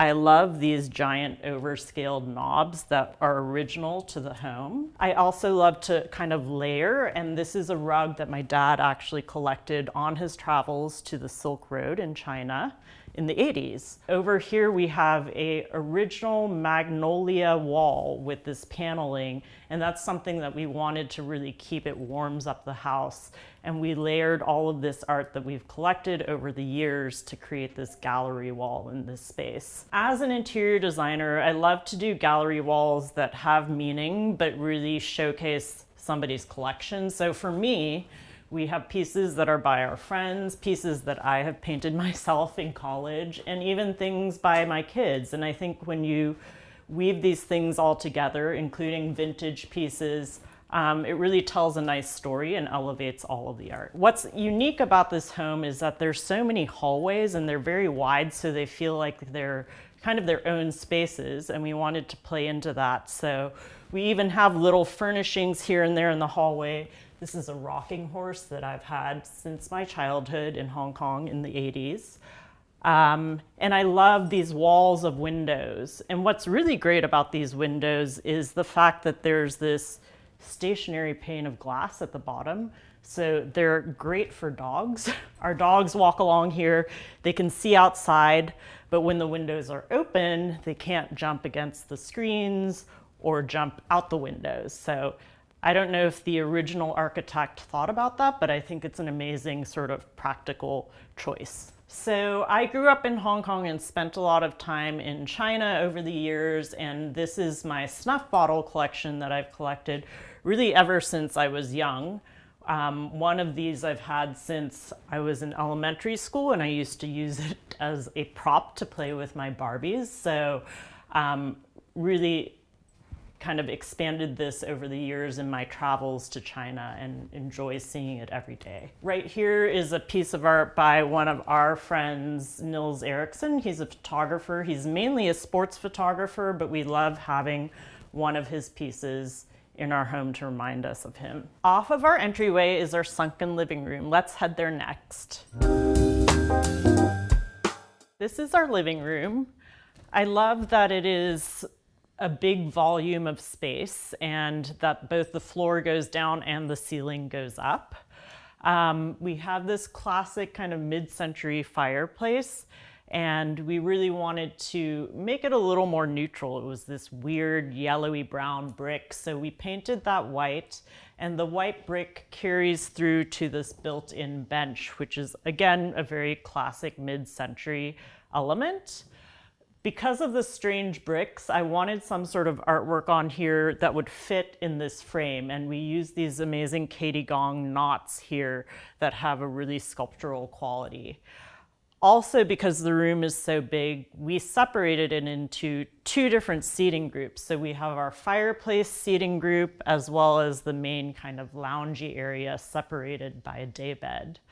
You can see that the gallery wall that was in the hallway carries around onto this wall in the living room on the magnolia paneling. And again, it's a mix of things that have been done by me and my children, this large piece, and other vintage pieces and local artists that we've gathered along the way. We incorporated the TV into the gallery wall as well, which kind of makes it go away and makes it feel a little more intentional. This is a custom credenza that I had made to highlight some of my hardware pieces and also sort of has a mid-century vibe. So in this fireplace seating group, I have these vintage Milo Bauman chairs that I found on Cherish. And I love that they're sort of low slung and really cozy. And I paired them with this really shiny hay table, and I love that it reflects the wood on the ceiling. I also have a knack for collecting little vintage animals, brass animals. So I have elephants, I have some brass nutcrackers on the coffee table, ducks. So you'll see this kind of sprinkled around throughout the house. There's a moratorium now on buying more brass animals. I'm not allowed to do it anymore. And now I have a vintage table that I found on Facebook Marketplace, along with a really kind of 80s sofa that's super loungy that I love. I always try to make sure things are livable. So this is an indoor-outdoor fabric. We have a lot of kids and dogs running from place to place, so it needs to be really durable. So my personal style is really kind of eclectic and collected. I like to say it's a little bit of off-kilter, so I like things that inspire whimsy and are a little bit weird. So the blobby sofa, this table that's very traditional in form and has this kind of Jenny Lind dowel type form, are all a mix of different things. There are some mid-century items, but it's really a mix of different eras that play together nicely. We are a family of music lovers and art lovers, so along with creating art with my children, we all love to play music. This is my piano that has traveled across the Pacific with me a number of times and has landed here in Atlanta, and my children still play it. We have a guitar, a drum set in the corner. Even though I'm a designer, I do live here too, and we like to have these things easily accessible for our children to play around with and not hidden away. One of the things that really drew us to this home was the indoor-outdoor feel of the house. We're only 15 minutes from downtown Atlanta, but it feels like you're really nestled into the forest, and the big windows accentuate that. So there are several places in the home where you really have this indoor-outdoor connection here in the living room, in the dining room, and some of the other spaces we'll see next. So why don't we go into the dining and kitchen? We're in the dining and kitchen area now, and this is where we did a lot of reconfiguring when we got the house. The dining room was closed off from the kitchen in a more sort of traditional layout. It had this horrible gray carpeting. And one thing we did was to open it up, and this wall had that same magnolia paneling, which we then salvaged and carried through to our pantry and fridge wall. We wanted everything to feel integrated because it is so open and kind of hidden. So the fridge is hidden, the pantries are hidden, and we have a little coffee nook that we created here. The island is really the heart of our home, with the sink and just the beautiful big surface here. And one thing we wanted to do, even though the kitchen is so open to the rest of the house, is that we added skylights here because it is one of the few spaces that's actually kind of an interior space. There are no actual windows in the kitchen. In here, I really wanted the island to kind of contrast from the magnolia paneling, and one thing that I played around with was the hardware. So I used my line, the Deco series from Nest Studio, and played around with the unlacquered brass against the black, and contrasting with the black version of that against the magnolia here. And I am personally a fan of open shelving in kitchens to an extent. And what I like to do is, on the shelf that we use a lot of the items, I like to display those, and they get used a lot so things aren't getting dusty. And then we have a nice upper display shelf where we have some fun accessories and things that we've collected over the years. One thread that carries throughout our home is little pops of red, and the stove being one of them, and is really a feature in our kitchen, the red stove. And you'll see the red again carried into the dining chairs and into our snug. So it's something, a thread that carries throughout the house. I also love this fire clay tile that we did for the backsplash and the hood. I feel like it really brings a handmade and tactile element to the space that otherwise feels like pretty sleek. So we also have a little seating nook on this side of the kitchen. This used to be a funny hallway and a laundry room, and we really reconfigured this when we created our kids wing. So I love this little loungy area. Our dogs love to sit here and look out the window. One of the cool things about this area is this little secret passage in this cabinet that goes to my daughter's room. And This was an idea that I had. I think that my inner child wanted to have this. And so I incorporated it into the design of this space. Since we were doing it, I figured why not? And it kind of acts as a side table as well. In this seating nook, we have a little bit more of a traditional piece of art. Our last home was a Victorian, so like I mentioned, I love all different styles, and I like to mix things with even kind of elaborate gilt frames. I feel like it's just a perfect moment here in this seating area. So the bench is also extra storage. We have more Nest hardware here, and then tons and tons of games, board games. We have a little cutout here that allows light in and peers into the kids' hallway. Part of the reasoning for that was actually the fact that we have an electrical panel hidden behind this rolling screen, and we really didn't want to move it. That's like a big expense to move your electrical panel. So taking into account those types of items, but making interesting design choices because of them. I'm a real big fan of high-low and splurging on some things and saving on others. In the kitchen, we really wanted to salvage that magnolia paneling and instead of trying to mill that and try to find it new. So we did that whole wall in that. I love these decked on counters. They're a little bit of a splurge. You can put hot pans on them. You can even clean it with nail polish remover. So it's perfect for a family that makes a mess and likes to do arts and crafts and stuff like that on here. Little other things, I did these custom knurled brass island legs, and they tie into the knurled brass on our faucet. I found a local metal worker to make those. And then I love these sort of cool Etsy stools that fit together. I love to source fun things from Etsy. They're not expensive. I like to find really fun, unique makers. Let's go into the dining area. The dining area, it feels more intimate because we have this chandelier. Because of the post and beam ceilings in this house, there aren't a lot of opportunities for decorative lighting, but we have this kind of pendant mobile style chandelier in the dining. And again, little touches of red on the back of the dining chairs that weave throughout.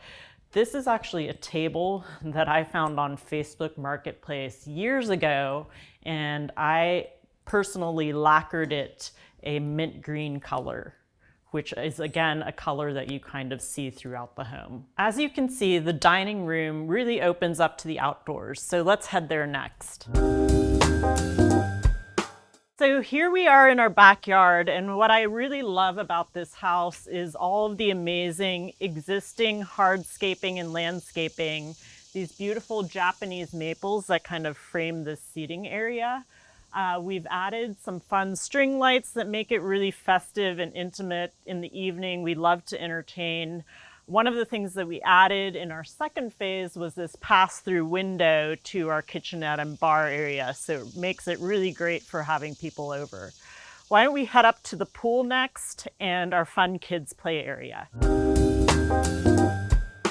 What I love about this property is how many different outdoor spaces there are. I love to garden, and I love to help create these outdoor rooms with plantings as well. I love that there's so many different native fauna that come here. We have a lot of butterflies, hummingbirds, deer, chipmunks, so that's really a lot of fun to see out the window. This pool is an original kidney-shaped pool, so it's very mid-century as well. We did do some resurfacing here, but it's basically original. And as you can hear, there's tons of cicadas. We really are kind of out in the woods. I love that when you're out here, you don't feel like you're 15 minutes from downtown Atlanta. It really feels like you're out in the middle of the forest. You can't see any of the neighbors, so it's super private. We have the fire pit area over here, which we use a lot in the fall and the winter. One of the things I love about gardening is growing my own fruits and vegetables. So this is actually a fig tree that I planted 5 years ago, and it's actually now probably 15 feet tall. We have blueberries and even more fruits and veggies up on the roof. So my kids really love it out here. We have a rope swing, the pool, obviously. My son's super into wiffle ball, so he's created his own wiffle ball field with a home run fence back in the play area. We have a hammock and a slide up in the woods, so it's really kind of like a kids' playground out here. We are in Georgia. It's starting to get hot, so let's head back inside. I have a lot more to show you. After we did our first round of renovations, we did a whole addition onto the home to add square footage and workspace. And one of the things we did was add this hallway, which connects the new part of the house. And this hallway is really multifunctional. It contains tons of storage. We have a coat closet, this sort of command center niche, as well as our laundry behind these doors that fold back. One of the things, because of the height of the hallway, was that we added cabinets all the way up and this ladder that can run the whole length of the hallway to access the cabinets. One of the things I wanted to do was really pay homage to what's going on in the main part of the house. So I did this whole wall of paneling. You can't find magnolia paneling anymore, so I decided to make it black. And then we did the same wood on the ceilings, and you'll see that we carried that whole architectural style through to the new addition. Another thing that the hallway conceals is a little powder room that's kind of a little gem, and it's wallpapered in this crazy dragon wallpaper grass cloth that I got from Spoonflower. It's just a little surprise behind this hidden door. And then moving on this way, we have a bunch more storage. This is essentially like a buffet that we have here, even more pantry storage, kind of right adjacent to the dining room. And then we head into what I like to call the snug. So heading into this new area of the house, on the way to the snug, you run through the kitchenette, which is that area that we use for indoor-outdoor entertaining with our pass-through window. One of the things that we have carried throughout the house is this cork flooring, which is very mid-century modern, but I also love that it's a green product. It's super sustainable and feels great underfoot. So here in the snug, we call it the snug because it's very cozy and intimate. It's one of the few spaces that doesn't have a lot of windows. It's a great place to watch TV, and we really intentionally made it really cozy and warm. And I wanted to play again with color. So we have more pops of red in here. I love this Tibetan tiger rug. It's sort of a modern take on something that's more traditional. As you know, I love to collect art. So these are two local artists. This is a piece by Sergio Suarez, who's really up and coming, and he does these amazing giant scale woodcuts. So I also love playing with light. And because we're not doing a lot of cool decorative ceiling lighting, I love to play with sconces in this home. And I love this double arm kind of squiggly sconce that we used here. Beyond the snug is our guest room and what I call our guest and pool bath. And I love that our guests here really have their own living space when they come and kind of can be separate from the rest of the family if they want. As a designer, it was really exciting to design this space from scratch. I designed the custom sectional to fit it perfectly. And one of the clever things that I wanted to do was, in creating this side table here, you wouldn't know it, but the air return is hidden behind this cane panel so the air can flow in, but you don't see this ugly air return on the wall. Let's head up to my studio space. This is my studio space where my interior design team meets and makes all of the magic happen. One of the things I wanted to do was really highlight my hardware collection. I also design hardware. So that's what we did on all of these cabinets. We used all of our different collections of hardware. And this is where we store all of our products for our library. I love how much light there is here. It's so inspiring to kind of work up in this treehouse. And I also really enjoy painting. So this is also kind of my painting studio here as well. And it opens up onto our roof deck. So in the studio space, I really wanted to play again with color, as I like to do. We have these kind of oxblood red tables, and I love to play with texture too. So playing with the traditional kind of Pantone chair form, but in a wicker version of that. I love to paint, as I mentioned, and I really like to paint figures. It's just something that I've always been fascinated by. So that's kind of what I'm up to here. And we have this Brent War chandelier. He's a local artist in Georgia, and he does these amazing plaster pieces. This was commissioned specifically for this space, and I love how it fits so perfectly. I've always enjoyed being creative. Even as a child, I was drawing house plans, so I think I always knew that I wanted to go into this industry. I started by working for a very large design firm and kind of cut my teeth there. And then about 12 years ago, I started my hardware line, Nest Studio, kind of in conjunction with having kids, and then did some design work here and there as part of Nest, then moved down to Atlanta, where I really formalized my design firm and started Atelier Davis. And we've been doing all sorts of projects around the country, both residential and commercial, some really fun restaurant spaces and a Pilates studio, and really enjoying working on those things. And this space is so inspiring.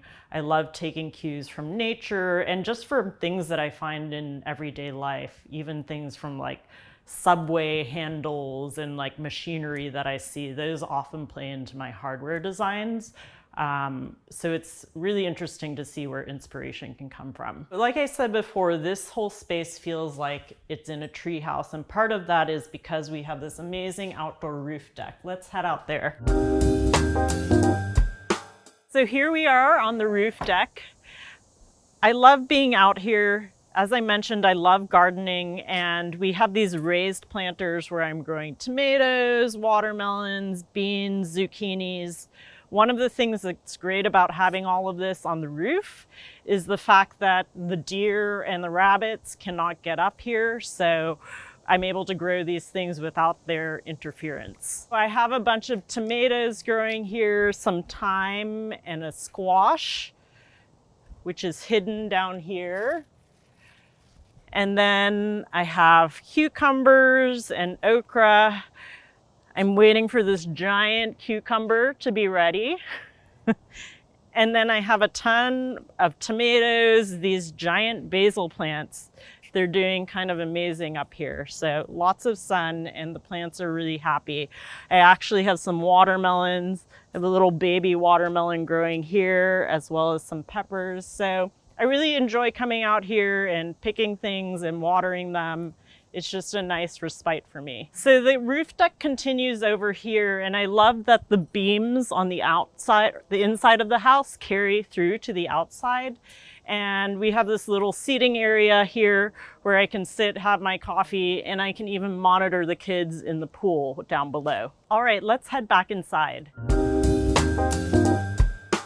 Here we are in the primary bedroom. What I love about this room is that it feels like such a sanctuary. It's surrounded by the woods on both sides. I love this little seating area here with our Nye armchair. It's a classic Japanese designed modern armchair. And then on the headboard wall, I have another textile that my parents picked up for me on their travels. And I love incorporating all of those in unique and interesting ways. These are some custom nightstands that I designed, and I know I mentioned a little while back the mint on our dining table. It's just a color that I weave in, and I love this kind of powder-coated mint hardware that I used here. I love playing with bedding and textiles. This is a long kind of linen bedspread, so instead of doing your traditional comforter with a skirt or duvet, this just sort of casual flows onto the floor. It's intentionally wrinkly and just really loose and flowy. One of the things I did in here was to paint the original plywood subfloor. It was carpeted before, and I just wanted to do something quick and easy. And this has really lasted a long time, and I love the kind of dark gray contrast with everything else that feels light and airy. So our primary bath is a feature that we renovated as part of our second phase, and I love that it still feels mid-century, but it's super fun. We did this custom fire clay tile, again with a little bit of a touch of that brick red, and terrazzo countertops. And we used my Nest Studio hardware line in kind of a unique way here on the cabinets on the corners. And we have this great bathtub, which is the perfect place to lounge. Because we're so private, I didn't include any drapery or anything, and I can just sit here and look out the window at the woods. Again, I love to bring artwork into bathrooms as well. I have this vintage Picasso print that I picked up at an antiques mall, and then another painting that I did actually of taking a bath, which is kind of perfect in the bathtub room. All right, so this is my daughter's room. I really like to not try too hard to design kids' spaces and let them have free rein to be creative. So you can see that this is not overly designed, and she's added all sorts of her own touches. One thing I love is this wallpaper, which is sort of a color on wallpaper, and you can see that she's colored portions of the paper. And then we've done a little canopy here. And this is where the secret passage exits, right next to her desk. So you can crawl through there and end up in her room. The one thing that I really picked out was the wallpaper. But because it's a color on wallpaper, she's added all of her own touches, and she has a big say when it comes to color. Lavender is her favorite color, and yellow. So it's really evolved over the years and become something that is truly her. Home to me really means a sanctuary, a place to rest and recharge, make memories with my family and friends, and really showcase my own personality and all of the quirkiness that comes with it. So Homeworthy, thanks so much for coming on this home tour with me. It's been so much fun. I've really enjoyed it. Time to get back to it. Bye.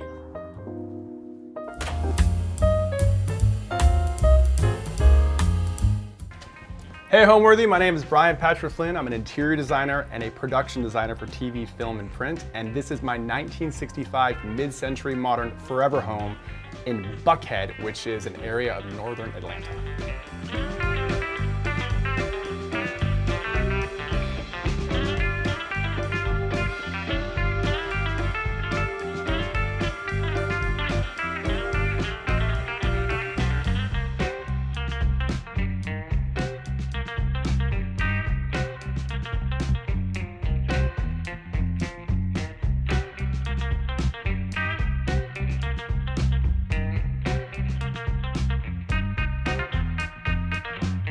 All right, so this is the most talked about space in my entire house. It's the entryway / art gallery. And I say that because a lot of people have like a shopping or a gambling addiction. I have an art collection addiction.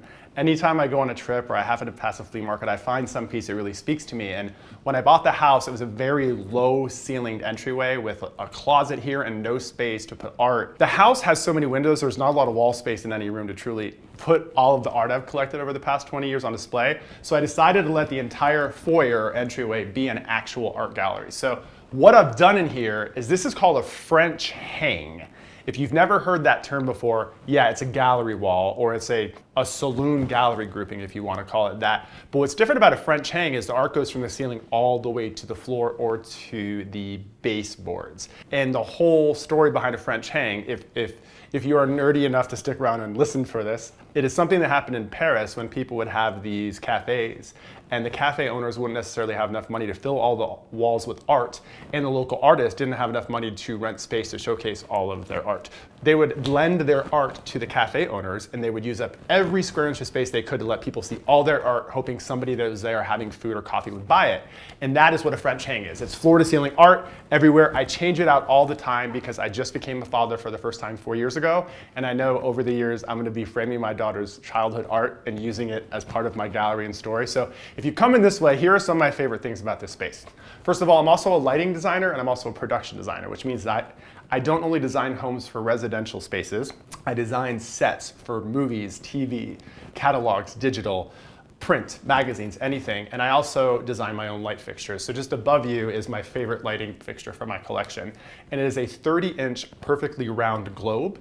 It had mid-century lines to begin with, but as we started to manufacture it, I got a big lesson in manufacturing myself, because we could not make a glass globe that was 30 inches that was not going to for sure break during shipment. So instead we made it in 2 half circles in an acrylic, and then we did this traditional band around the middle so you could sandwich the 2 halves together and hide the seam.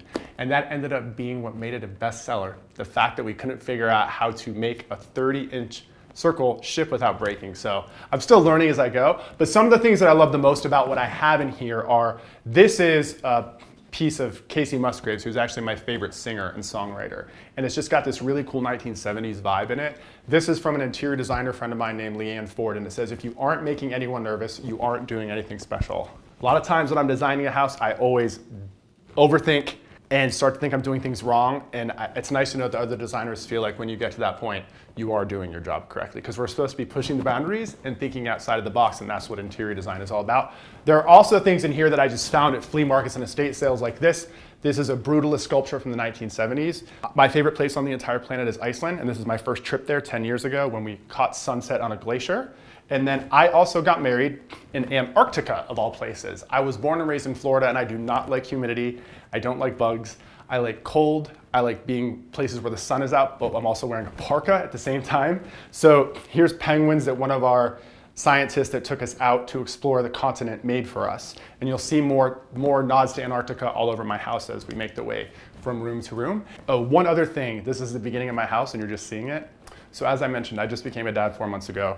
We have taken up most of our rugs because I've learned when you're carrying this precious cargo all over the house, anything can become a trip hazard. So right now, until she's old enough to walk on her own or crawl, when she crawls, we'll put rugs back down. But right now, we are so nervous as new dads that there's not a lot of rugs. But in this space, I do have this cherished runner that I bought from my friend Jason, who is he owns a rug company here in Atlanta, and I fell in love with this because it pulls together all different blues and reds and indigos perfectly. And I have blue, red, and indigo in almost all the art in here, so it kind of works as a visual conduit for everything. Another thing you're gonna see throughout my entire house is a lot of playfulness. For example, this piece right here, this is Naomi Judd. I have a lot of art of country music and rock icons that have been done by an artist friend of mine named Sam Sidney using kindergarten or craft store felt, the basic stuff you'd get when you were like in pre-K. And she makes these beautiful pieces that she just does free-handedly, and they are iconic and they look just like the singer or the actor she's trying to convey. The floors are all painted white. I did that on purpose. When I bought the house from the original owner in 1965, she made me promise that if I moved in here and started a family, I wouldn't turn it into some huge open concept thing and I would keep the formal layout. I loved the floors that she had so much, but they were that 1960s super orangey floor. I didn't want to rip them all out, so instead we sanded them all down. We patched because some of the areas were waterlogged, but by the time we patched and I wanted to do a whitewashed white oak look, there was a mix of red and white oak, and it looked really splotchy. So I decided to paint them high gloss white instead. Was it the best choice for two dads living in a house with a little baby? Possibly not. Does it look beautiful? Yes. Is it practical? Absolutely not. But I've gotten 8 years of life out of it and I've loved it so much. So as our baby starts to grow up, we will slowly introduce many more rugs and then we might actually change it out. So this is the happiest room in the house that I'm going to take you into.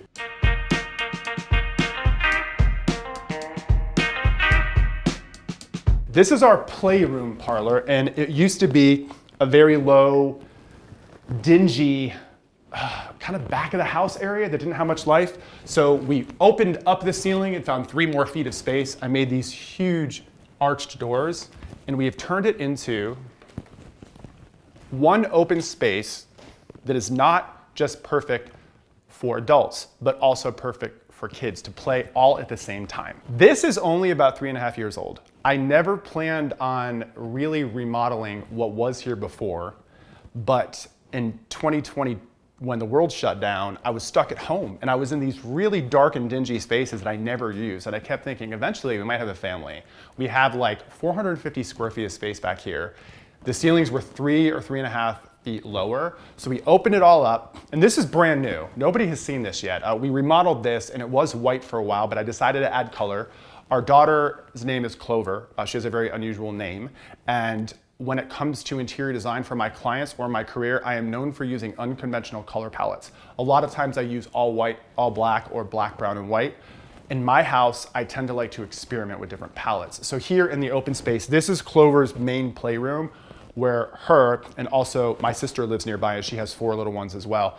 This is just an overall flex space where she can learn and play as she gets older. And then there's also a corner over here that's great for rocking her when it's nap time, or in the middle of the day, if my husband or I have stuff to do, we can simply put her in her little snoo and it rocks her to sleep. When we first bought the property, we kept referring to it as a mid-century modern treehouse because we're at the top of a hill and we're nestled into so many trees that you can't really see any other neighbors. And by the time I added these big asymmetrical windows, you just truly felt like you were living among the trees. So this is the big open flex space. Nothing is on the walls yet, and that is on purpose, and let me tell you why. We are planning to be super involved. I'm in my late 40s and my husband's in his early 50s. We are planning to be super involved hands-on dads. And we are really excited about the prospect of her learning all these different types of arts. He is from the performing arts world and I am from the interior design and architecture world. So I think what we're going to do is allow this wall, I get so excited talking about being a dad that I kind of trip over my own words. We're gonna let this wall just be completely covered with all the stuff she makes from the time she does her first finger painting until the time she actually does an actual piece of art as like a teen or a tween, and just let this room grow with her. So we have things that just kind of stimulate all of her different senses and will allow her to interact with her cousins and be very playful.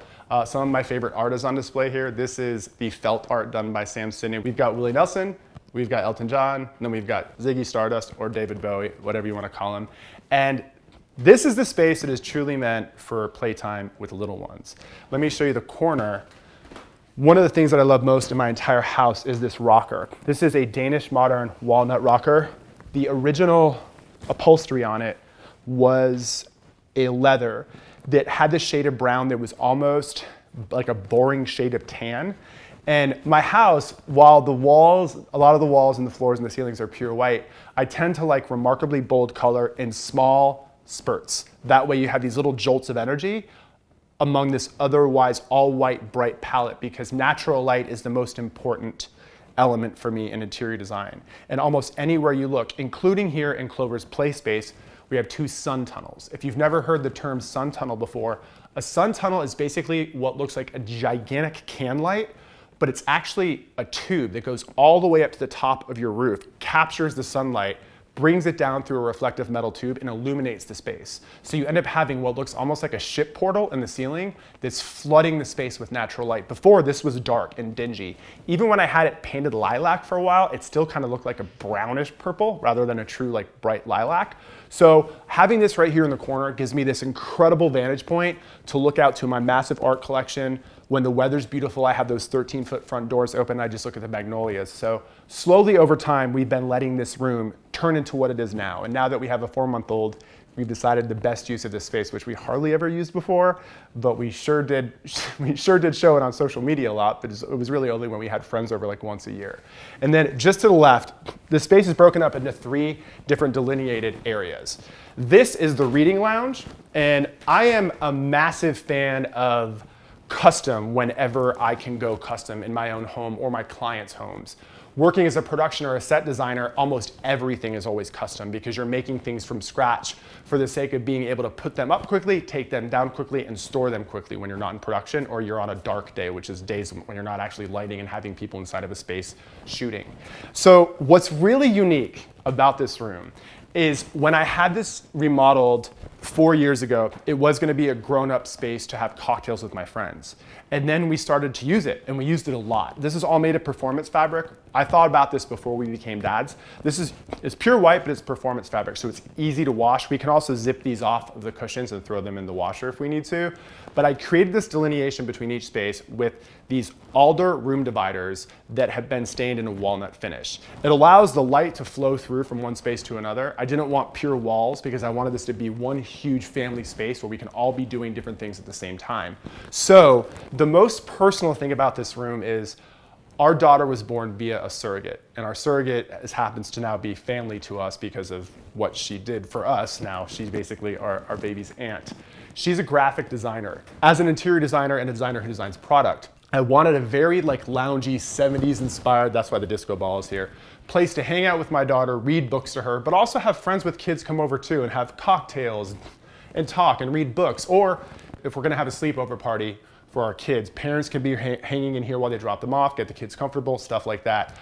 I don't exactly know what I'm talking about because this is so new to me. So this might not even be a thing, but as far as design goes, I was trying to cover all bases. Now, the whole inspiration behind the wallpaper was I didn't want a very standard color palette. I didn't just necessarily want to go pink for a softer or more feminine vibe, and I didn't want to go with a standard blue for a more, I guess, masculine vibe. Instead, I like the combination of the two and everything in between. So I have navy, lilac, I have indigo, I have lavender, I have aqua, I have robin's egg blue, we have teal, all these different colors in this wallpaper. And what it does is it shows Clover, who's my daughter, growing up to be anything she wants to be, because we want to encourage that in her as middle-aged dads who have a baby. So in one scenario, she grows up to be a doctor. And these are all designed to look like mid-century modern stamps because we're massive travelers. So as you look, you see these interesting stories. You see Clover growing up to be a doctor. She also can grow up to become an equestrian. She can grow up to become an artist. She can grow up to become a famous hockey player if she wants. Then we also have her as an astronaut. So my significant other, Hollis, is a costume designer for TV and film. So we also have one that pays homage to what he does for a living, where it says, all the world's a stage. And all the numbers and letters you see happen to be the months or the years that we were born. Myself, my husband, our surrogate, and then also Clover's original due date is stamped on the big C. She was originally due on April 14th, so we stamped it like that even though she was born on April 17th. And then on the other side of the playroom parlor area is kind of like the grown-up TV space. I don't necessarily watch a ton of TV, even though I do work in the television industry. I tend to only be able to relax when I'm not in production by putting on something that I can binge for an entire weekend. And the truth is, I'm probably not 100% watching it. I'm probably scrolling my phone and it's working as background noise. And that's why I wanted the TV to kind of be hidden. So this is the space with the best view as far as making the house feel like a treehouse. So we did gigantic 21-foot built-in in here. It's a beautiful forest green boucle, and it has this 1970s channeled back. This is one of the hardest colors I've ever worked with in my life on the walls. It's kind of a cross between lilac and lavender, and the reason I chose this is because I wanted a color that would, this is so weird to say, I love clashing colors. I do not like matching sets. I don't like colors that look matchy-matchy together. I like things to be thrown off just a little bit. In fact, even in my house, you'll see I have little things that are animals to add a different shape in each room that's kind of supernatural and organic.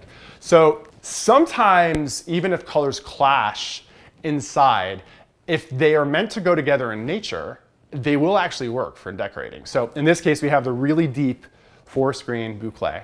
And then we have this really bold lilac on the walls.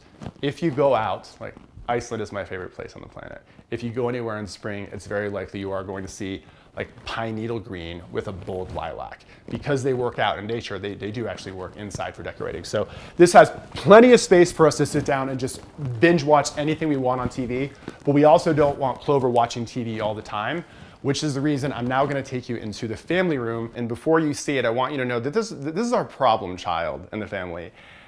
This is a room that was really hard to design because it's kind of a pass-through. Well, let me just show you. Let's go over this way.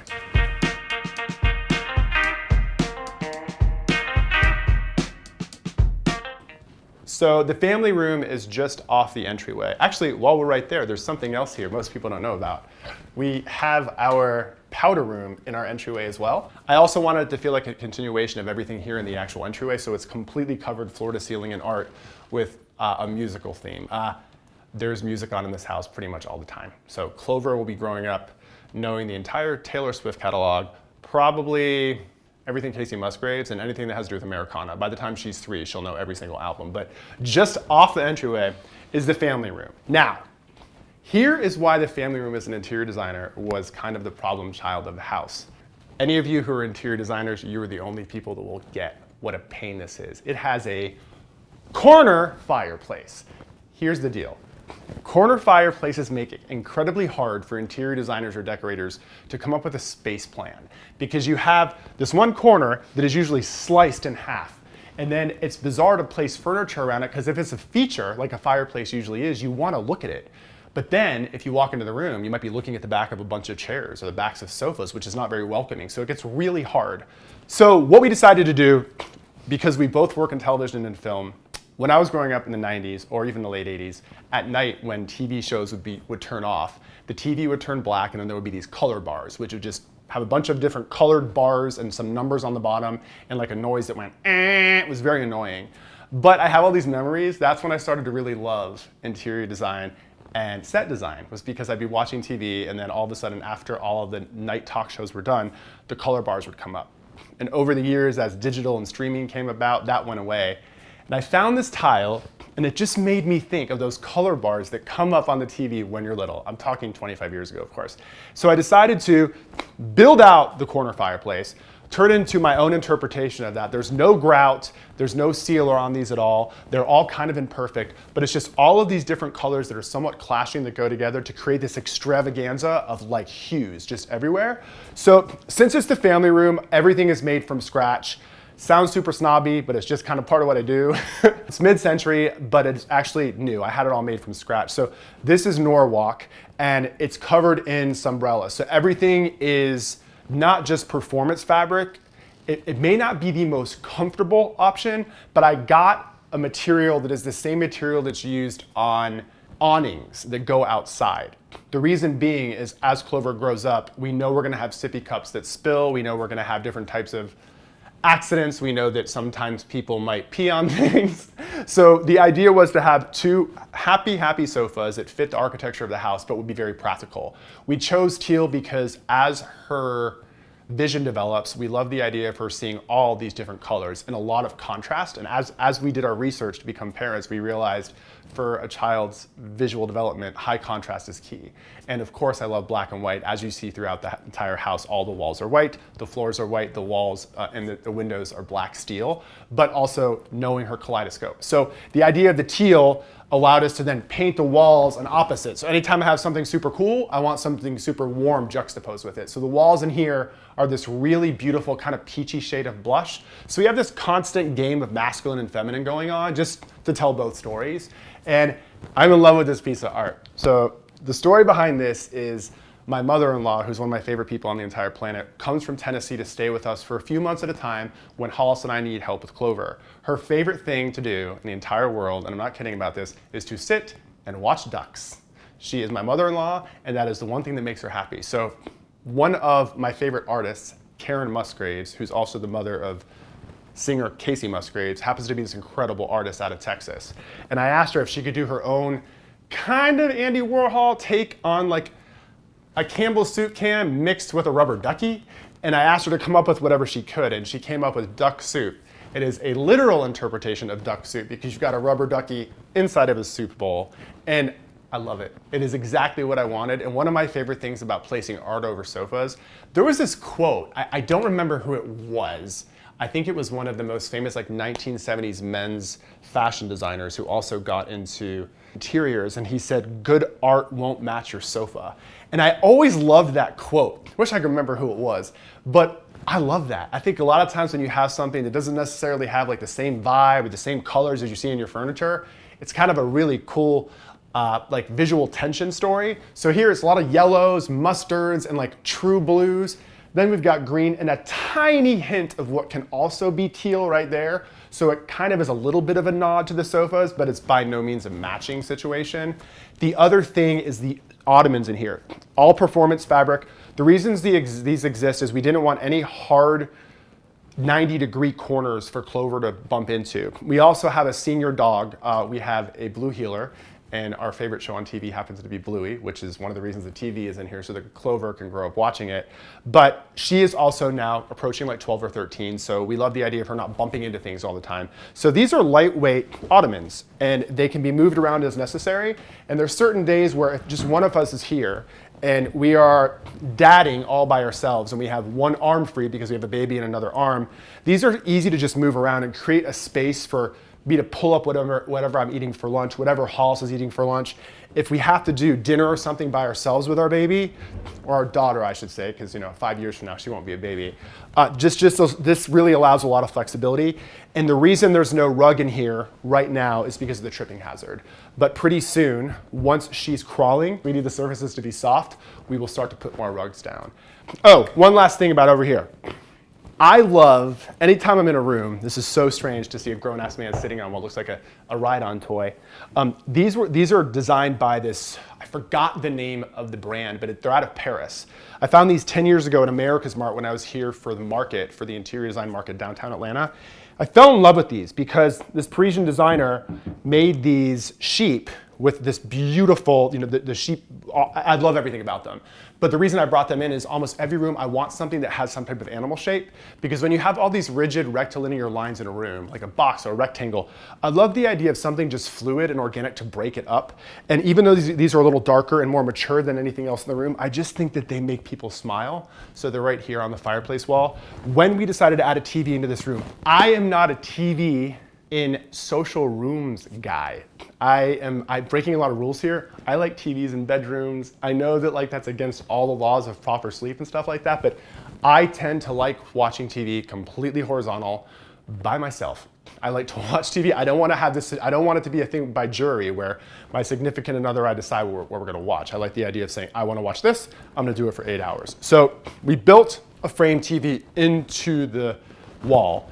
And this usually will display, it can display art when we're not here, but most of the time when it's on, we have something on for Clover that's usually educational, like PBS or Bluey, something that teaches you about your feelings while we're making dinner. The one room in the house that still needs some work is about 8 years ago, we remodeled what was a very low, dated kitchen that was just really dark. I just wanted, and for the time being, until we knew what we wanted to do with our dream kitchen, I wanted something super open and airy and bright and minimal. So as you see, there's no hardware on any of the cabinets. We're approaching almost a decade since I remodeled this. This was at the time when a lot of people were going on and about the all-white kitchen trend. And as an interior designer, I think we all try to stay away from trends. Our job is to kind of make them and set them, but we don't want to follow them because then it puts us into a timestamp.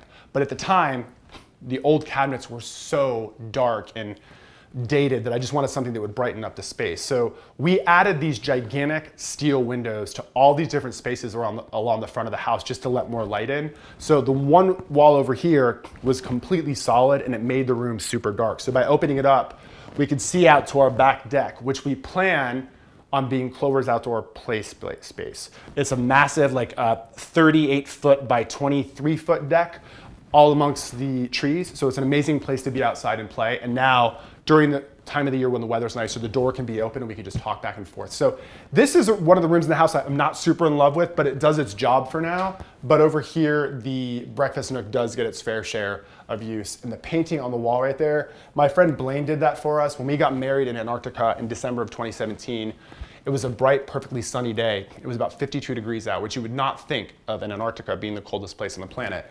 But she did this beautiful interpretation for us with all these different shades of mustard and olive. And so I brought that green out with these knoll chairs. These are from the 1960s. These are, I believe they're knoll, and I think they're designed by Saarinen. And so the idea was to just kind of let green and white be the story in here.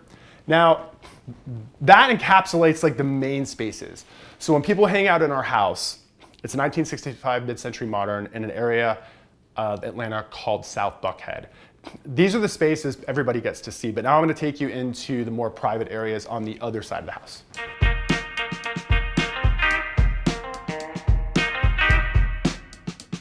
This is the hallway and it's just off the entryway. And what is special about it is 100% used again to display more art, which brings personality all the way back to our bedrooms and our bathrooms. This is another example of how a sun tunnel, it's not a term a lot of people use as vernacular, but for me, I use them all the time because I cannot stand dark spaces. However, I like dark colors in moody rooms, but when it comes to natural light, I want it in almost any space in the house. So we have two sun tunnels here in the hallway, which bring natural light. They go through our attic and they bring the light from the roof all the way down in here. And if you could see the before photos, this was remarkably dark before, and now it just feels so bright. And it actually looks like we heightened the ceiling, but we didn't. It's just the sun tunnels that make it feel larger. And as you make your way down, you'll find little nods to Antarctica and also Iceland almost everywhere you look, especially this iceberg photo, which every time I look at it, it gives me the chills because gives me the chills. That was kind of a dad joke, wasn't it? Right here, it's just one of my favorite things in the house. Then Clover's nursery. It's got to be one of the hardest things I've ever done as a designer because it was my own kid's nursery. And when you're an interior designer, the sky's the limit as far as all of your options for sources are concerned. So it's like, how do you limit it? So instead I was like, listen, let's do all custom. That way it's easier to make decisions. Our favorite place in the world is Scandinavia. In fact, most of our summers, we skip the humidity and the heat, not to mention the bugs here in Georgia, and we make our way to Scandinavia. And we're hoping that she could grow up like where you've got the sun out 24 hours a day, which is what happens in that part of the planet. The sun doesn't really set in the summertime. So the paper I made with one of my best friends, I knew that I wanted some type of toile or story on the walls in Clover's nursery because we're travel enthusiasts, and the Nordic countries are our favorite places to be because in the summertime you get the midnight sun, which means the sun doesn't truly set. The sun kind of goes down to the horizon around 2:30 in the morning, and then it's back up at like 3:10.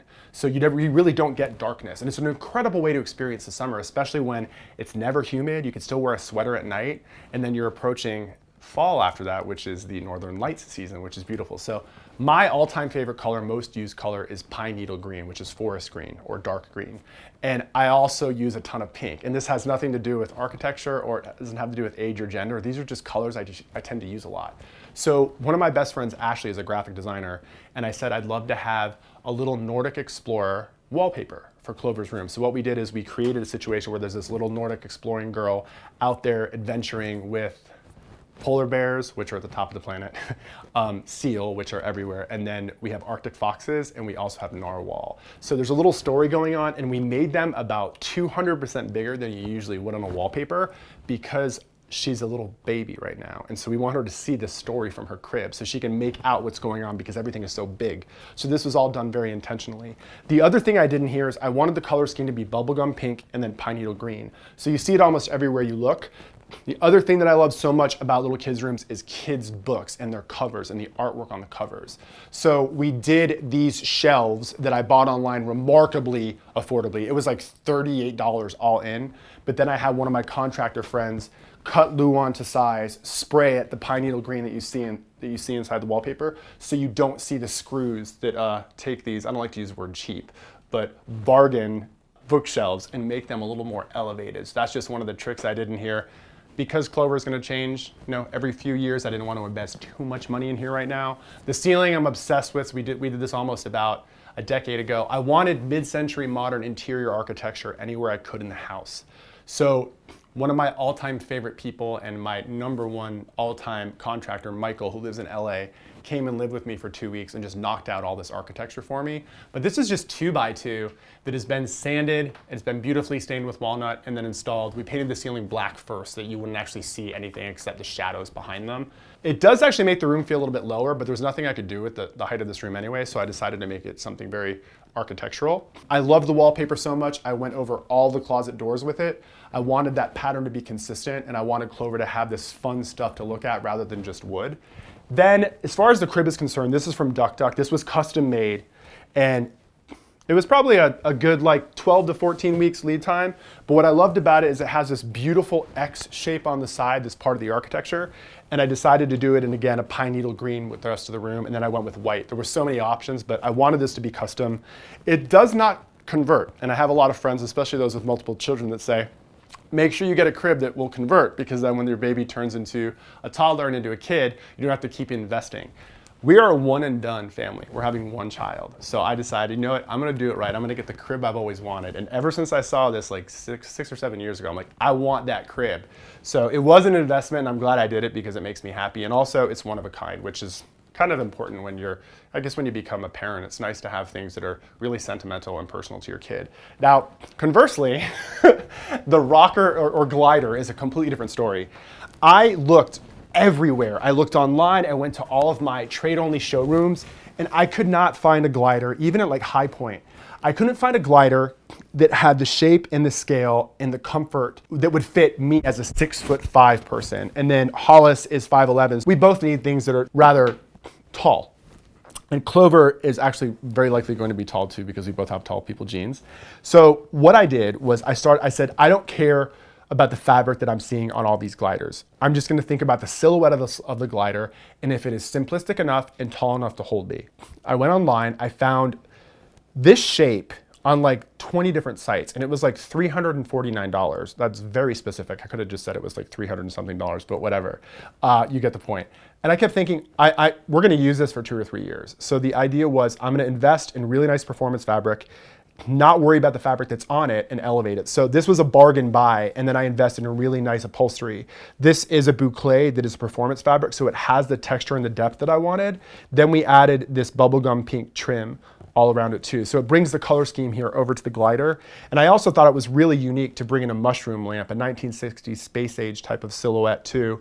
And that's it, that's Clover's room. I'm really proud of this because it's not the easiest thing to design when you are 100% focused on making it personal, but you also want to ensure that it has to do with fitting all the developmental needs for a kid, but also comfort. I have to say my all-time favorite thing in life is when she wakes up in the morning and on our monitor, which we can see in our room, we know that she sleeps for 11 and a half hours at night right now, which is a miracle.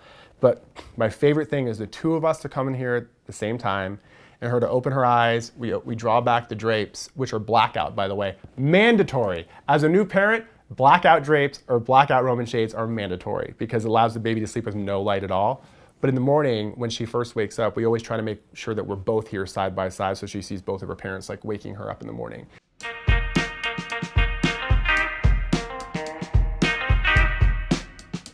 One of the reasons we fell in love with this house is we knew that the guest bedrooms were going to have a Jack and Jill bathroom that would connect them.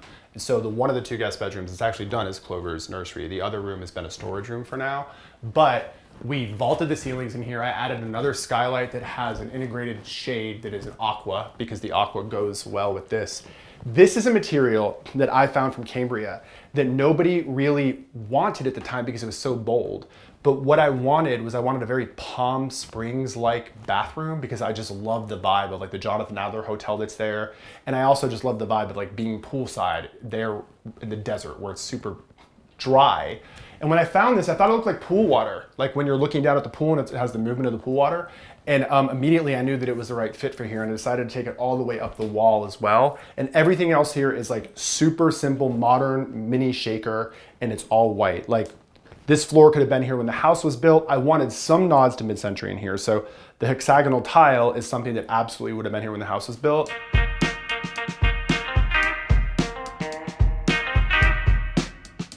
So this is the primary bedroom. It is the very back of the house. And as you can see, it's a departure from the rest of the design of the home. I personally like to be in a very dark, cocoon-like space to fall asleep, which is not the case when I stay in hotels for vacations. I usually like something soaked with light that's all white with like floor-to-ceiling windows, but on a day-to-day basis, I love being in a dark cocoon-like room. So the ceilings in here are clad in V-groove that was stained walnut. We have these beams that are painted the same color as the trim. The wallpaper is from Tebow, and it's just basically what the inside of a geode would look like.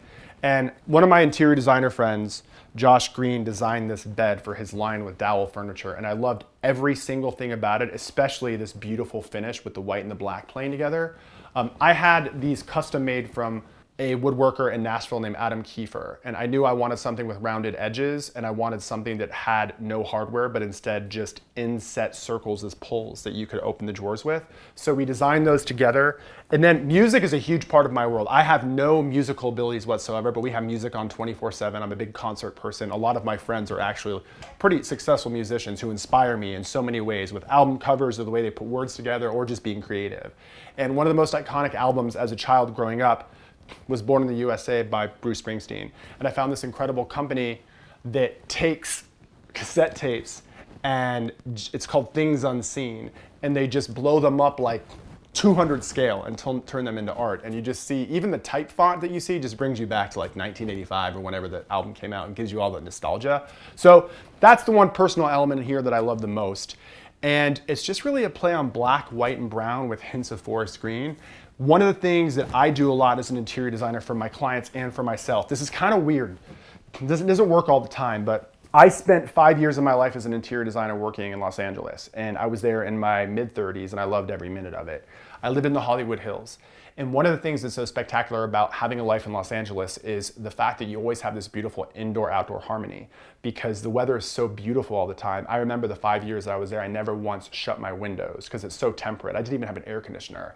So one of the things that I loved the most about there was that whole indoor-outdoor lifestyle. It just feels so beautifully open and airy. So whenever possible, I always like to add a decent-sized deck and French doors or even sliders to a primary bedroom to make the room feel much larger. During the months like the fall and the spring, I have a phantom screen here too. So the French door is open, the phantom screens can shut. I don't have to worry about any bugs. I don't have to worry about my dogs going in and inside or out. Actually, they can go out, it's fine because it's totally fenced in. But when the weather's nice, which it is not right now, this is the pinnacle of summer and it is kind of hellish outside. So we don't use those spaces for another month or so. But what I love about it is it makes the room feel so much bigger, even though it's not. And when the weather's nice, I love having those doors open. A lot of designers do this too. Like when you think of having these outdoor spaces, people will be like, oh, I imagine myself out there with a cup of coffee in the morning, drinking tea. Not a thing. I don't drink coffee and I'm not gonna get up early in the morning and go sit outside. I'm probably gonna go to the gym or I'm gonna have a protein shake in the kitchen and start my day.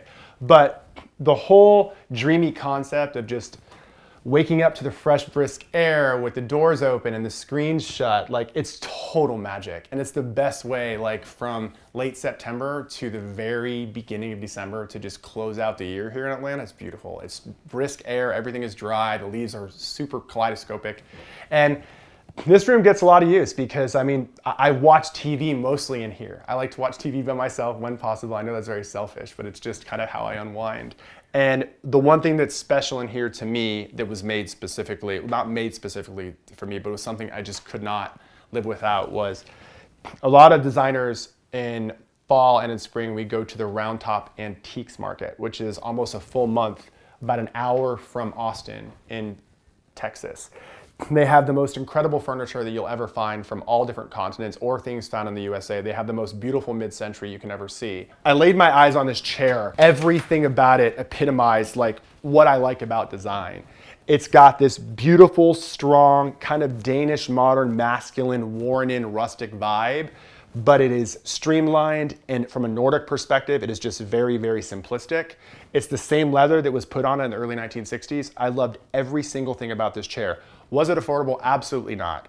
Do I use it? I absolutely do not use it. But I could not take my eyes off of it. Interior designers, we love chair design because it's all about the form following the function. Like there's something so unbelievably elementary about the design of a chair that it just makes you realize, like, if I wish life was that simple as the design of a chair. But I love everything about it. I love the worn leather. I love these straps. I love the worn look and the uneven greens in it. We've got a bold, we don't have any bold green, but we have a very worn pine green. We also have olive green. And yes, this just collects my clothes every day, but it makes me happy. And that's one of my biggest tips for people when they're decorating their house. If you go somewhere and you see something and it brings you so much joy and logistically you can get it home, you'll find a way to make it work. Conversely, if you go somewhere and you find something that's a great deal and you're like, how can I pass? That thing is 40% off. How can I not get it? It would be crazy. Well, now you're just operating on buying something because it's there and it's less money. That sounds snobby, but when I see something and I fall in love with it, which is super rare, like I would say there's been 4 items in my life from an interior design standpoint, I'm like, I have to have that.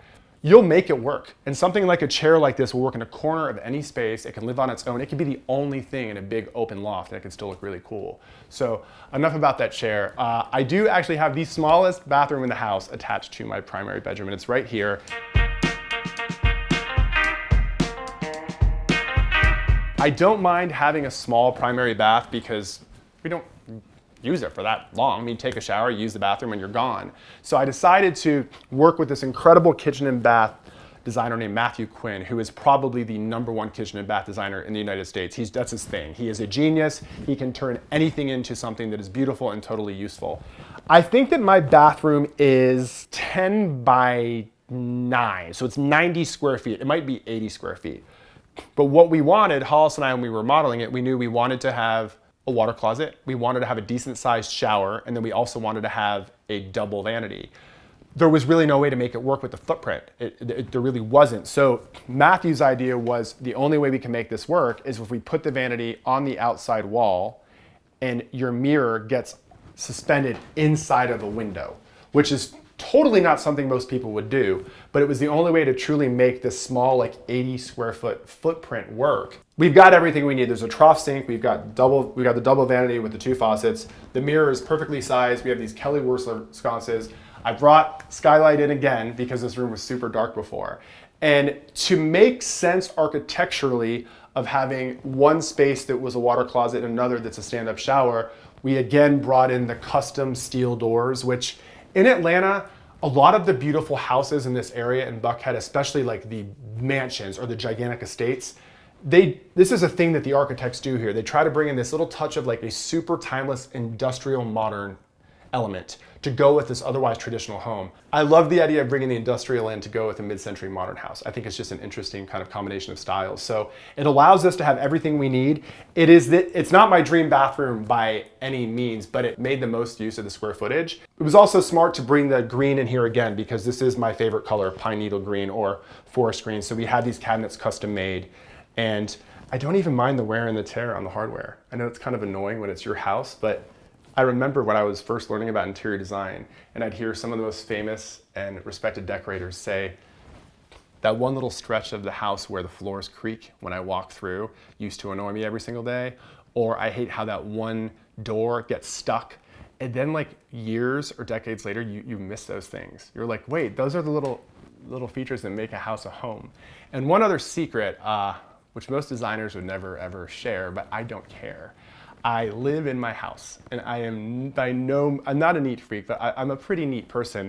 My bedside tables will never be the way that they appear in magazine shoots. It's just not gonna happen. There are so many things we need on a daily basis. We have so many remotes for so many different things. One of us snores, the other doesn't, so we're probably gonna have to have our headphones to be able to sleep through the night. This is a big thing for me, is if you've never seen this before, as a man of a certain age, you start to really take advantage of any type of wellness tricks you can learn. So this is a red light machine, and I have it directly next to my bed. And once it's time to go to sleep, this might sound like a psychobabble, but I believe it mimics something that has to do similar to like sun rays. And what it does is, while it's not the prettiest thing from an interior design standpoint, this is something I use to be able to truly fall asleep. It makes it so that I get into a really relaxed state. And when I was looking at all the different options for these things, I thought this one actually looked pretty cool. It's from a company called Juve, and I just think it's nice and kind of futuristic. So it sits here next to my bed, and when I'm ready to go to sleep each night, once the light goes down, I turn this on, and that's it. I mean, there is some like necessary clutter that I have in my house, and when people come over, I think a lot of times, because I guess I'm somebody who's been around in this industry long enough and done a lot of houses and had really good luck with publishing and TV shows and stuff.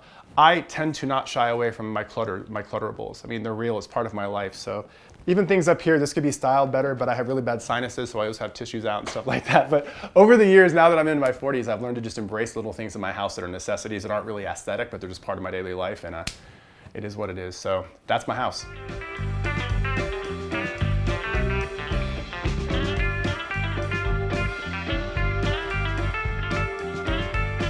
I think what makes a house a home is truly filling it with things that make you very happy. It doesn't matter what it is or how low end or high end it is. If it's something that makes you happy, you just got to do it. It's your house. And that's the difference between a home and a house. Like, the stuff that you add is what brings in the heart. Thanks for watching. Go to homeworthy.com for exclusive content and shopping guides.